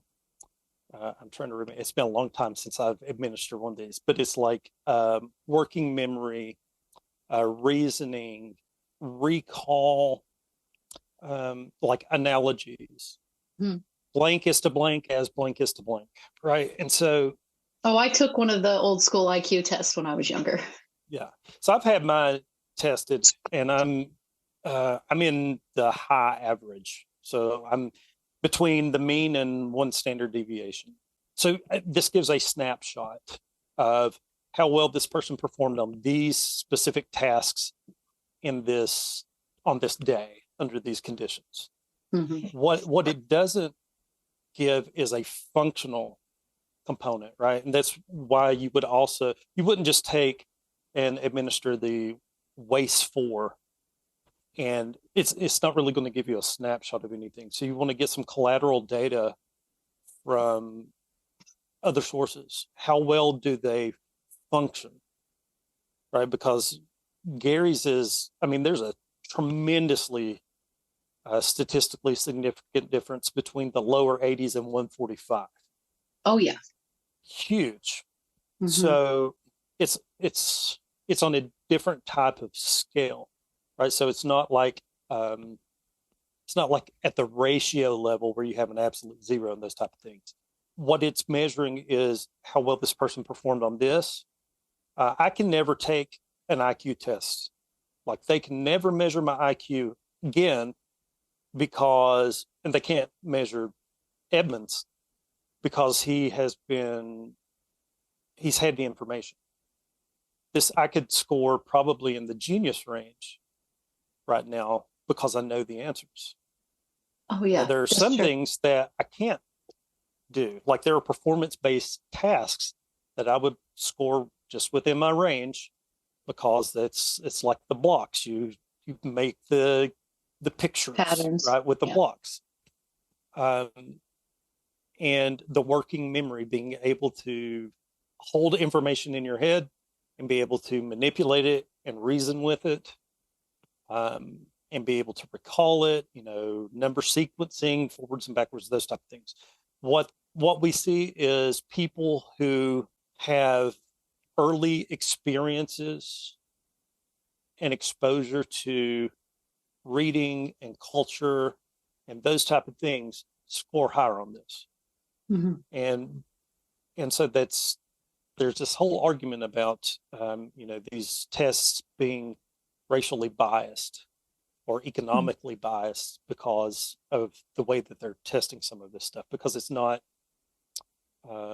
just not performance based, like objective. There's this subjectivity in the way that the questions are chosen, those type of things. What it's not looking at is aptitude. Like, Gary probably has specific aptitudes where he is very skilled, more so than Ed. Gary can probably paint a truck much better than Ed can, right? Because this is an aptitude. What we see here is Gary got away with this for a long time. The science caught up with him. Ed had to beg for somebody to believe that he had killed these people. He literally had to call from a payphone in Colorado, the Santa Cruz Police Department, and tell them, go to my apartment. I've murdered my mother and her friend. No, you didn't. Yeah, I actually did. Yeah. Oh, Ed, are you sure? Quit clowning. Yeah, Ed, come on. Okay, so then we can compare and contrast everyday lives apart from murder. So when we're talking about them that have nothing to do with murder. So Ed stated that 4 months after being released from Atascadero, the dark fantasies began again. And though Gary didn't specifically state this, I felt like it was reasonable to assume that Gary was quite distracted with thoughts and fantasies as well. But specifically that Ed said that 4 months after being out of Atascadero. So it almost makes me think, and again, I could be totally wrong, but it makes me think that, what do you think, in your professional opinion, that Ed would have been medicated in Atascadero as a teenager if they would have given him something? Most likely they would have given him, and I think this is where his size probably plays a couple of factors. One, his tolerance is probably going to be larger because he has more mass. Right. So he may be started at a dosage for his age that's probably not as effective. And two, because he was so large, he may have been given medications they may not have needed for chemical restraint to calm him down. Right. Just to keep him docile. Even though he was docile. Right. Right. Ed was great in a structured environment. He would never survive on the outside. He needs that. Yeah, he does. He really does. Well, it just makes me think that when he specifically states 4 months after getting out of Atascadero, he's back in the fantasy bag. I think that's almost verbatim what he said.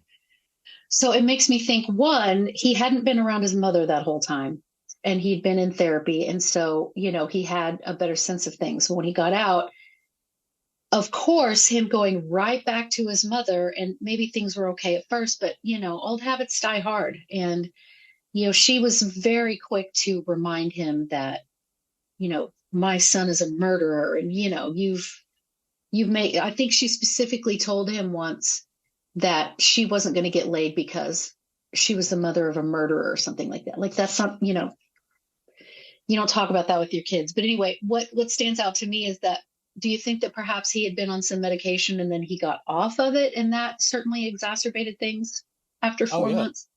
Especially depending on what he was on. So if he was on something. So we're speculating. Yeah. If he were on an antipsychotic, and probably back in those days, it would have been first generation, like Thorazine. Yeah. He was let out in 1971, I think it was. Yeah. So he would have been on probably some old school stuff. And it makes you pretty flat, meaning that if you have any type of creativity, it's going to blunt all of that. Right? And he was already fairly flat anyway. Yes. And so he may have come off of that. Maybe he didn't feel like he was himself on it. Maybe he didn't like the side effects because it can cause some like gynecomastia, male breasts. Can't think of the word. Gynecomastia, I think is the word. Yeah. There's a lot of bad side effects, especially in those older ones. You can get what's called extrapyramidal side effects, tardive dyskinesia, those like some motor movement things that can be permanent. And so that could have come what off. What do they call that? Bolivar effect or whatever, where you burst out laughing or crying. Yeah. And he said he has that since the stroke. Yeah. In the 2017 parole hearing records, which I will put in the notes, I'll put a link in the notes so people can read them. But yeah, he specifically states that he has that since his stroke, but not right when he got out of Atascadero. And if he was on something and was released, I mean, what better way to kind of establish your own sense of self and agency and to decide, I'm not going to take this because I'm better. Right. I'm better. I needed that then. I don't need it now. See, I'm not even having the fantasies are not, they're at bay, at least for the time being. Right. Okay. And then we have, for similarities, everyday lives apart from murder, both were still quite dependent on their mothers. Gary, throughout his adult life, would seek out assistance from his mother to help him with things as simple as balancing his checkbook or his bank account, general life assistance. Whereas with Ed, was only living independently for a short time after Atascadero, but was dependent on his mother and did live with her. He was forced to move back in with her. I think he was released to her, and then he had his own place for a short amount of time, and then he had to live with her. So both were still quite dependent on their mother. So I guess that gets back to the whole, I hated her, but I wanted to love her. Well, and it could be, this is where the functional pieces, right? So if we look at it, activities of daily living independently, they both had deficits, but maybe for different reasons. Maybe Gary's was due to intellectual disability or low IQ, whereas Edmund's was from arrested development, that he never got those skills. I 100% agree with you on that. Absolutely. Completely. He was never, Ed had also kind of it's not weaponized incompetence, but it's like his mother, I don't know, maybe he just went back to the familiarity of, well, my mom treats me like this, that, and the other, but if I'm with her, then I'm taken care of. Like, she makes sure the rent is paid. She makes sure, she takes care of everything, and all he has to do is work, I guess, maybe contribute or something, but that there's like a familiar helplessness. Is that what I'm looking for? Like learned helplessness. Yeah.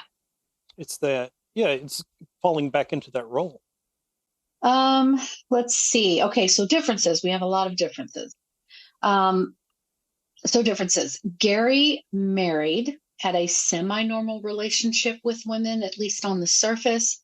He very much enjoyed being married. I know that when one of the wives divorced him, he went to like a singles Christian type thing to try to meet other divorcees.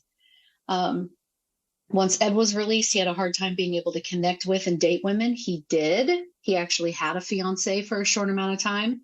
Her name is out there, but I don't, leave her alone. She didn't know. Ed took classes at a local community college and was pretty successful at being a student. Gary got no education beyond barely graduating high school. Gary stuck with his career working at the Kenworth factory for the rest of his free life. So we see that, he started this job in high school. He continued with the job after high school. He was good at it. He was well respected in his field. People really liked him. He was a hard worker. So there's some praise and some positivity there that he's clearly not going to give up because he didn't really have that growing up. So he just stuck with that. Plus, painting trucks, I don't want to say that it's not complicated. I'm sure that there's a lot to it that someone like me who has never painted an automobile, there's a lot to it. But it's the same thing every day. Once you learn it, that's it. Yep. He could just go into robotic mode and just do it. And it doesn't take a lot of, mental energy to do that sort of thing. Let's see. What little time Ed was out, he was told he was too big to be a police officer. So he did have that rejection. He wanted to go into law enforcement, which we do see a pattern of that, military or law enforcement with serial killers. I do think that I don't really know Ed's motives behind wanting to join the police force. I'm lotioning up the tattoo, but perhaps maybe he was starting to feel things and that he wanted to be a policeman to help combat that. So what do you think about that?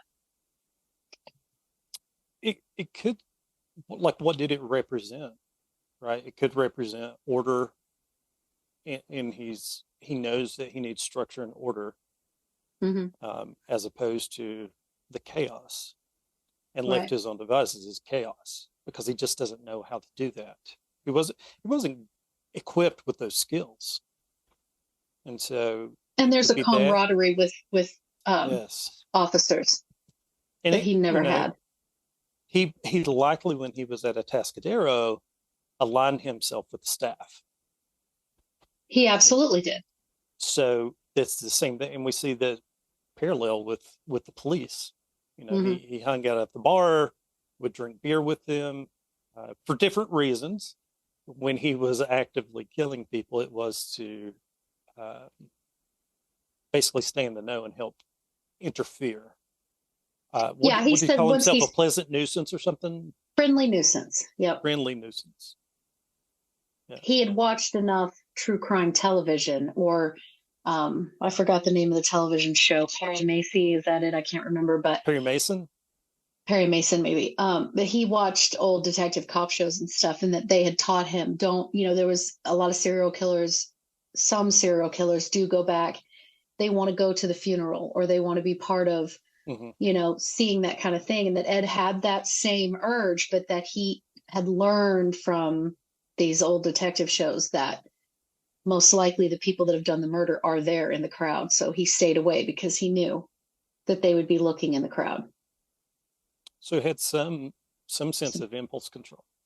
Yes, for that he did. Well, and probably to a great degree, right? If someone changed the script on him and start talking about this or whatever, then they didn't fit into the fantasy, so to speak. Right.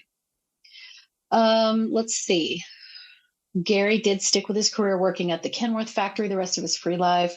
So Gary seemed to indulge in extremes. So sex, religion, and then the fetish with having sex outside.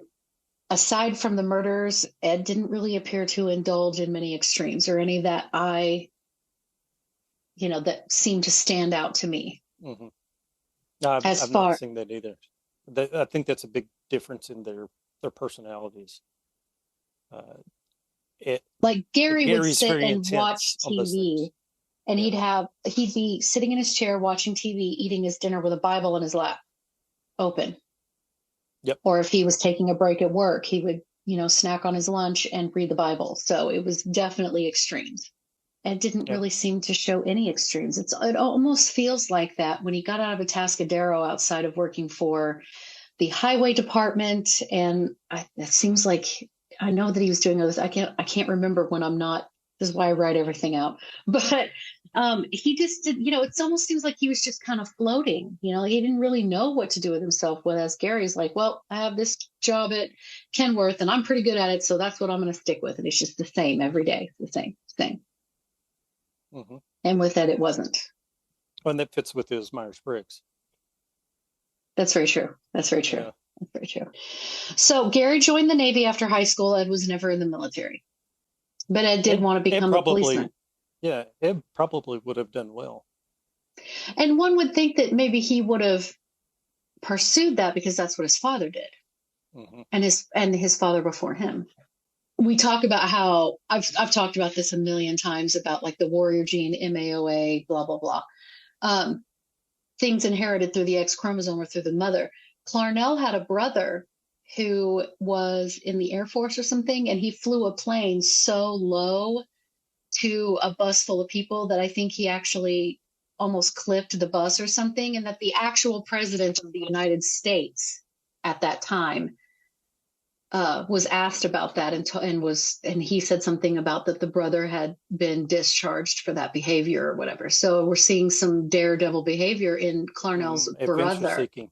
Yeah. Yeah. And disregard for the rights of others. Yep. And authority. Interesting. Yeah. Yeah. Little tidbit of information not everybody knows. So yeah, Clarnell had a brother that was ornery. Gary was drawn to voyeuristic sexual activities outside. Ed preferred solitude and secrecy. It's interesting because I think it was this heightened. Gary almost always wanted to have sex outside. Outside. With the sex workers as well as with his romantic partners. Mm-hmm. So was it this? It makes me wonder how much impact, or if this was related to his mother's exhibitionistic tendencies. That's exactly what popped into my head. So I feel like if it's not a huge influence, it's at least a part of it. Because there was something very sexual about a woman outside. Mm-hmm. I mean, for a child, that's an easy connection. When it could also be, I mean, if we look from a neuroscience trend standpoint, like the amygdala, it's one of our favorite parts of the brain, right? Mm-hmm. It's interesting because you have a part in your brain called the thalamus, and it's like a switchboard, and all of your sensory information goes through that, and then it's sent out to all of the different lobes of the brain, and except for olfaction. So smelling goes directly to the amygdala, which then encodes long-term memories and emotions and some other things. And that's why smells can be so strong, right? Mm-hmm. So you smell something, it can bring back memories. We see a lot of times people who have a history of trauma, especially in combat, certain smells may trigger them, panic attack. And so I'm wondering, was that part of it? Because he may have had like these specific outdoor smells mm-hmm. that were also conditioned to be a stimulus for sexual arousal. It's not out of the realm of possibility. Perhaps so. And so like Ed specifically wanted to have sex outside.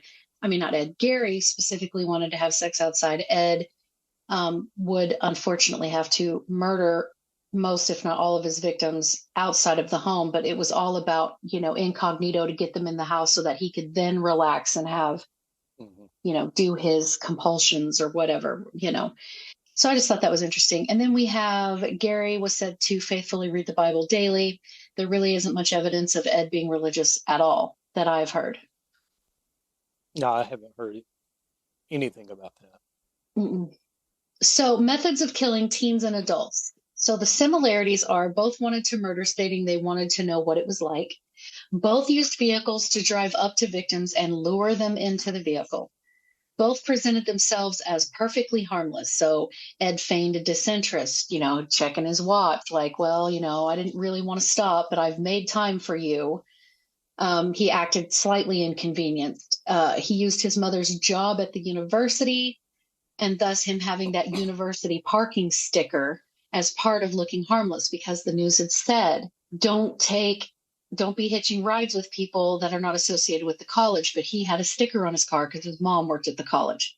So that gave him another degree of being able to hide. Yep. Gary used a photo of his small son in his wallet to also earn the trust of his victims. Both went out of their way to look non-threatening. Gary even brought his small son with him at least once, and most likely more than once. The son did not witness any of the murders and was too young to understand that the women were sex workers, although Gary did say that if his son had witnessed anything, he would have killed his own son. Yep. Both disposed of their victims outside in the wilderness, and both had sex with the remains, sometimes several times before disposing of the bodies. It's interesting parallel. It is an interesting parallel because it's like there's so many differences, and then that sort of brings it right back home. A lot of necrophilia, right? Mm-hmm. And I think it doesn't judge, right? It can't say no. Right. Well, I think with Gary, the difference might be, and this is just in my own head, I feel like with Gary and Ed, the difference is that Gary also had like a sex addiction, right? So like he was super hypersexual. The wives, I think, had talked about how he wanted to have sex multiple times a day. So just, nympho. I don't know if that's like a genderless term, but definitely had sort of an addiction to that.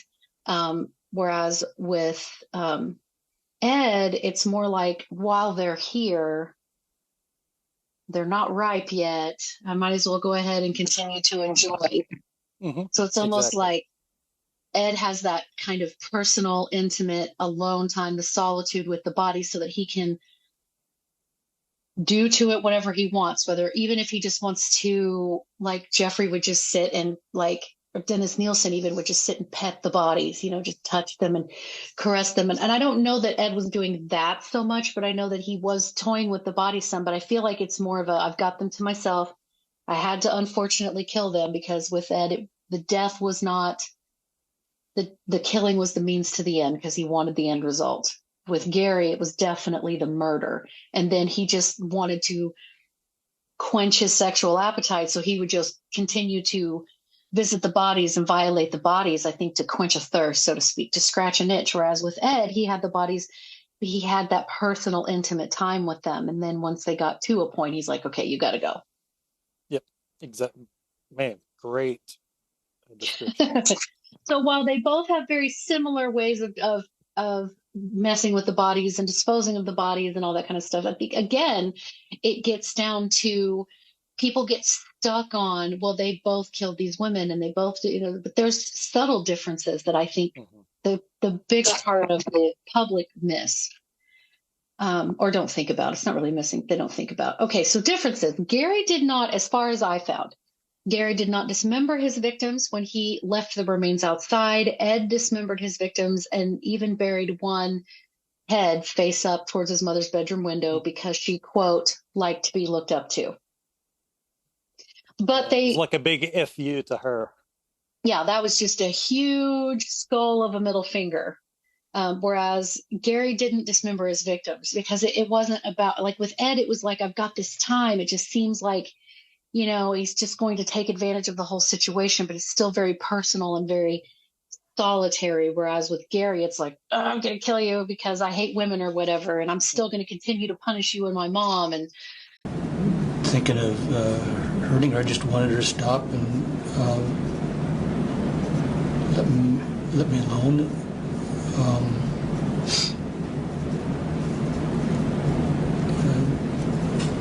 Angry at her for pushing on me to remember, and I just couldn't remember, and I just wanted her to stop. But she didn't. But she didn't know. That kind of thing. Let's The see. aggression was a big part of it for Gary. Yeah, and I don't really think that it was act of violence. Yeah, and with Ed, it was more like he didn't want to kill them. He just needed the end result. I don't know that he didn't want to kill them, but he certainly didn't enjoy that part of it, he said. Let's see. So differences. Let's see. Gary would continue to revisit his decomposing victims for possible additional sexual encounters. Once Ed dumped the bodies, he was done. Pretty big difference. As far as I know. Yeah, big difference there. Gary used strangulation as his method of killing. Ed mostly used a knife or a gun, but he did, I think, strangle at least one. Yeah, that's congruent with my understanding. Yeah. So again, strangulation is very personal. Whether he strangled them from behind or in the front, you're putting your bare hands on someone's bare flesh and you are in total and complete control. Whereas if you use a knife or a gun, there's even though we know there's not, to that in Ed's mind, it's a degree of separation. Yep. Yeah, there's distance. Yeah, there's distance. Let's see. Gary was meticulous with regards to the crime scene. He was careful to cover any tire marks. He used old cigarette butts, even though he didn't smoke, to throw off the authorities. Ed simply discarded his victims' remains. He didn't really give any thought to staging things. He just sort of threw it out, whereas Gary did stage. So Ed did not like the actual murder portion of the event. He stated several times that he thought of the thought of the girls' suffering was mortifying.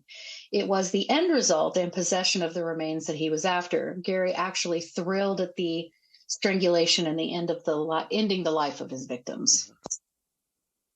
And then another big glaring difference. Gary's official body count is 48. It is believed he could have killed up to 12 more. Ed's body count is 10. Gary isn't fully forthcoming about all of his victims. Ed has always maintained that there were no more. He seems pretty open and honest about who his victims were and all. I think Ed has remorse. And as a matter of fact, he came to the understanding, like, if my mother doesn't die, these girls are going to continue to die because it's the only way it's going to stop. So Gary's killing spree lasted at least 20 years. Ed was only out of custody for 4 years between Atascadero and prison.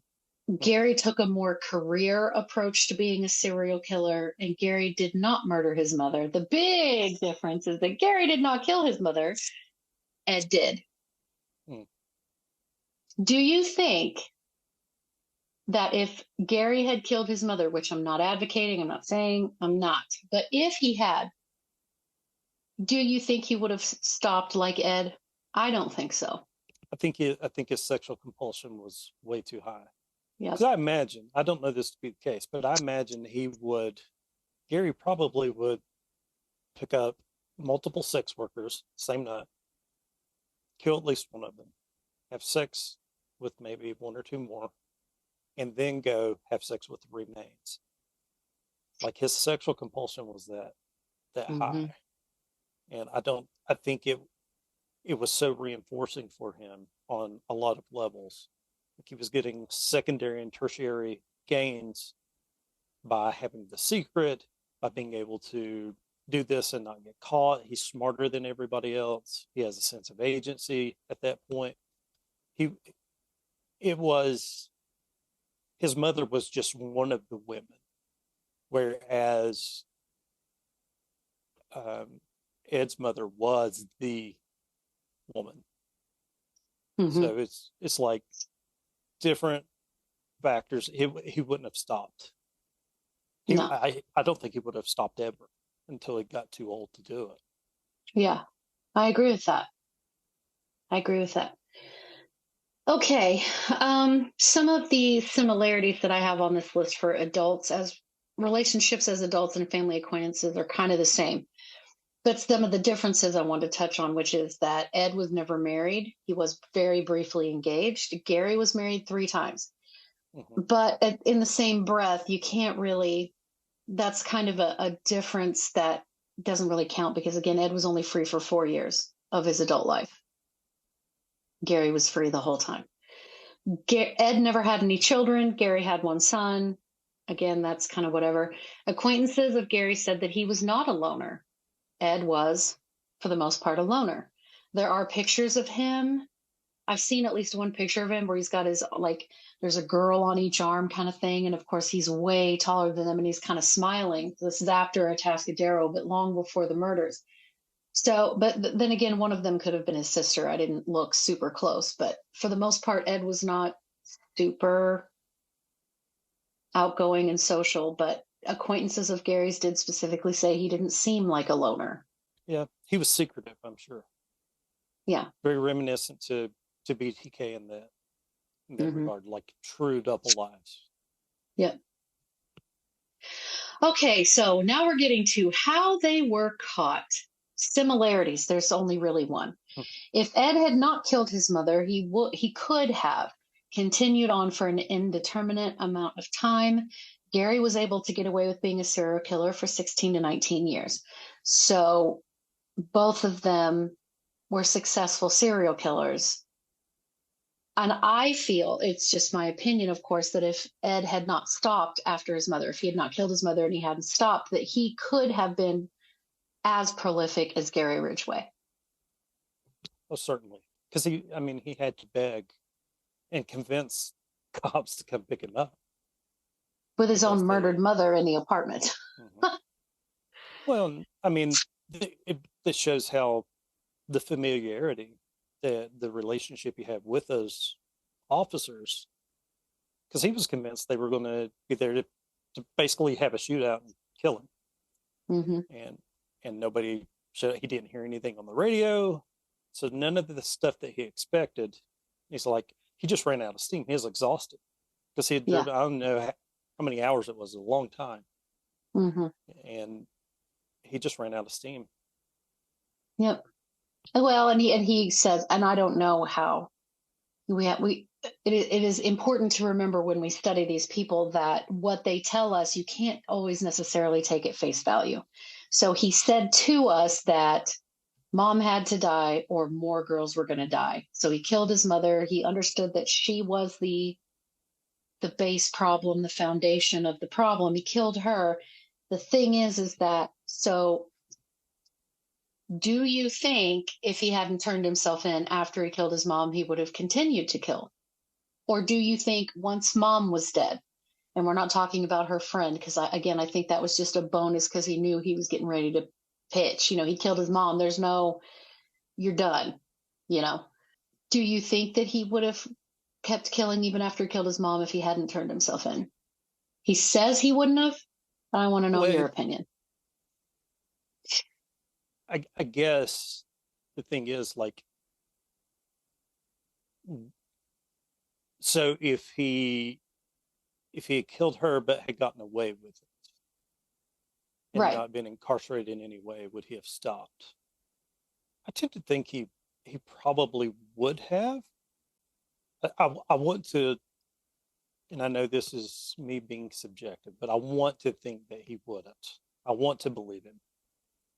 And so I know that I'm not objective with this. What do you think? So part of my fascination with Ed, as the audience knows, is that there's a level of, there's a small, but there's a level that I identify with him when it comes to mommy issues. And there's a part of me that does want to believe, or I feel somewhat strongly, not super confident, but somewhat strongly, that he wouldn't have after his mom, because he specifically talked about how she would just push his button. She knew exactly what to say to upset him the most, which I understand that. So she would just poke and poke and poke, and then he would go to murder, because it was like he would get so angry that he would go kill. If she wasn't poking him, if she wasn't there to just re-traumatize him like she had his entire life, that wouldn't have been there. If he could have gotten away with killing her and no one knew that he had done it, there's a part of me that does lean that he might not have gone on to kill anyone else. Yeah, because in a way, I think this is very similar to the idea of Dexter, right? take out the bad person, not to victim blame with Clarnell, but Absolutely not. In his mind, this is the source. Mm-hmm. And so how can I, if I remove that source, I think it's interesting to kind of play with that notion, but it's also important to remember that not all things would be held equal. Mm-hmm. Now, here's the question. Had he killed his mother initially, other than his grandmother, would that have changed anything? I mean, it's a good question. It's a good question. As a matter of fact, everyone listening or watching, let us know what you think in the comments. But it's a very interesting question indeed. There's a part of me that really wants to believe that he would not have, because she was the source. Because again, he was very careful to talk about how he did not enjoy the murder part of it, but he enjoyed having the body afterwards, I guess. So then you kind of almost tip into a situation where, well, I mean, I guess it does kind of go full circle to Clarnell, though, because he would have sex with the dead bodies.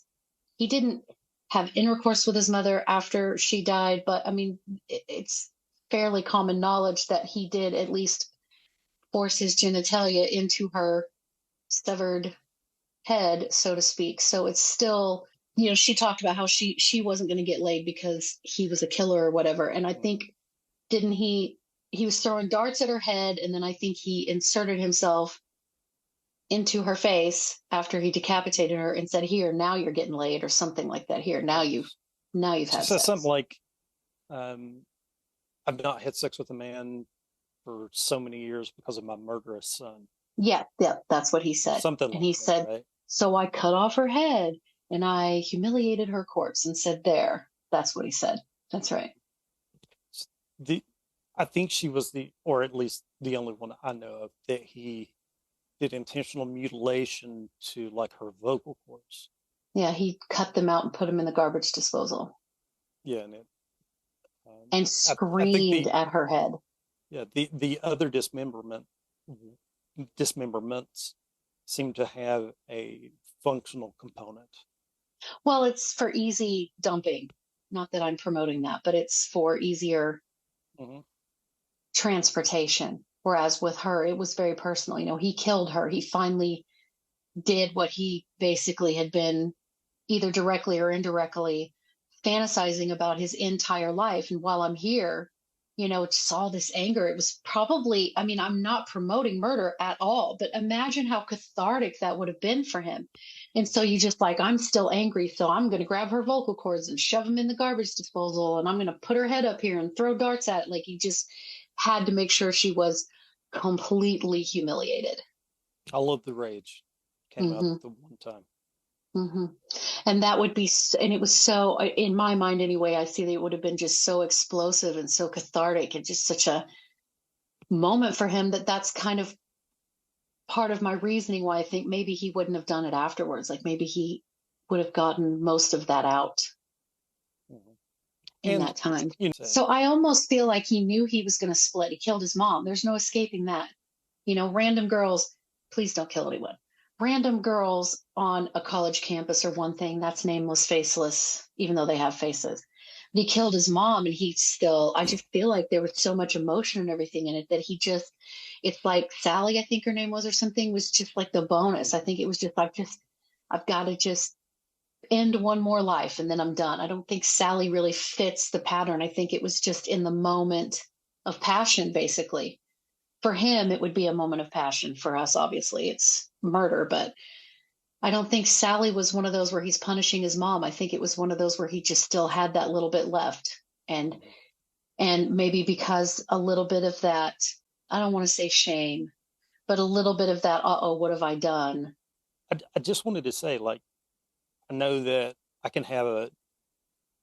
we're talking about some pretty horrific things without a lot of affect about it, but in no way we're trying to understand this. We're not condoning any of it. No, absolutely not. And I want to make sure that is perfectly clear. We are not celebrating these men. We are not, it's nothing positive. It's that I have this bottomless well of a need to understand all things human behavior and how the mind works and why people do the things that they do. And my big thing is, this is what I try to tell people when they are in front of me asking me about why I'm so interested in this stuff. I have had probably more negative things happen to me in my childhood than Edmund did, right? And yet there is a part of me, and I understand there's some gender differences in the true crime world, and I understand how that works. But if we're just speaking quite plainly and generically, there's a part of me that no matter how mad I get, no matter how threatening I am in my own mind, there's a part of me that just knows not to. There's just like a switch that goes, okay, that's enough. You either have to just shut down, go to sleep, whatever, right? Right. And so, because I know that murdering people is wrong, I know that. And it's not just because, the powers that be tell me it's wrong. I know it's wrong. So what is going on in these people that they don't have that switch? Because if that switch is there, they're going to naturally not do these things. So there's so many people that try to tell me, but they knew it was against the law and they still continue to do it. It's like, well, but you're not understanding that there's environmental factors, and then there's there's broken brains. I was talking to you about that earlier today. Sometimes somebody's brain is just broken. Things are firing on cylinders, and if one of the timing is just slightly off, then you're talking about someone who knows that it's not okay to kill and has stuck a knife in someone before that cylinder has finally went off. You get what I'm saying? Exactly. And I want to know these things. I want to understand these things, because not only does it help me understand how things work, but it's people like you and I who are able to think about these things and not just sit and be horrified by the crime scene photos and the descriptions of what they did to them. If you can let go of that, if it's people like you and I that want to understand these things so completely, that are going to make these discoveries to help. Yep. It's not that we get off on the gore and guts. No. It's how can I prevent this? Yeah, it's how you study the past to understand it, to prevent it. Right. And what's really interesting with Ed, and then we can get to the psychosexual developmental factors there, but another thing with Ed is that his father actually called his mother once because she was just beating the tar out of him. And, he's hollering as children do. And she said, "Shut up, you're going to make the neighbors think I'm killing you or hurting you or something," while she's beating him, which is hilarious to me, because I had a saying said to me that was somewhat similar. But his father, they'd been divorced and his father didn't live there. And his father actually called his mother and said, "You need to calm down or I'm going to call social services on you." Like he was going, the dad who was so, I don't want to say subservient, but, he was just very, well, I don't know what you'd say, but, he put up with her so much. Edmund Jr., Ed's father, put up with Clarnell so much and everything. And yet he did actually intervene, even in those times in the 50s, I guess, and said, "You either stop hitting him or I'm making phone calls." So there was the one episode where his father stood up for him. So no wonder his father was like God to him, Yeah. He was differential to her. Mm-hmm. Because his path of least resistance, most likely. Yeah, he said that his dad treated him like a little gentleman, and he was the only person to do so in his life. That's interesting. Well, I was just, I think we've covered a lot of this, but it's interesting to look at, because we have notes over here. Right. So it's like, what were the parental attitudes towards sex, and this idea of like repression, suppression, indulgence, right? And and at the time, what was the availability and access to erotica? Which, I mean, we have a hypersexualized society today, and they have had for a long time. Things were more salacious in those days, right? Right.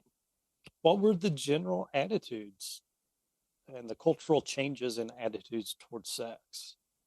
Well, when Ed got out of Atascadero, it was 71. So we're talking just barely out of 1969 and Manson and free love and drugs and, Yep. Hate Asbury. Right.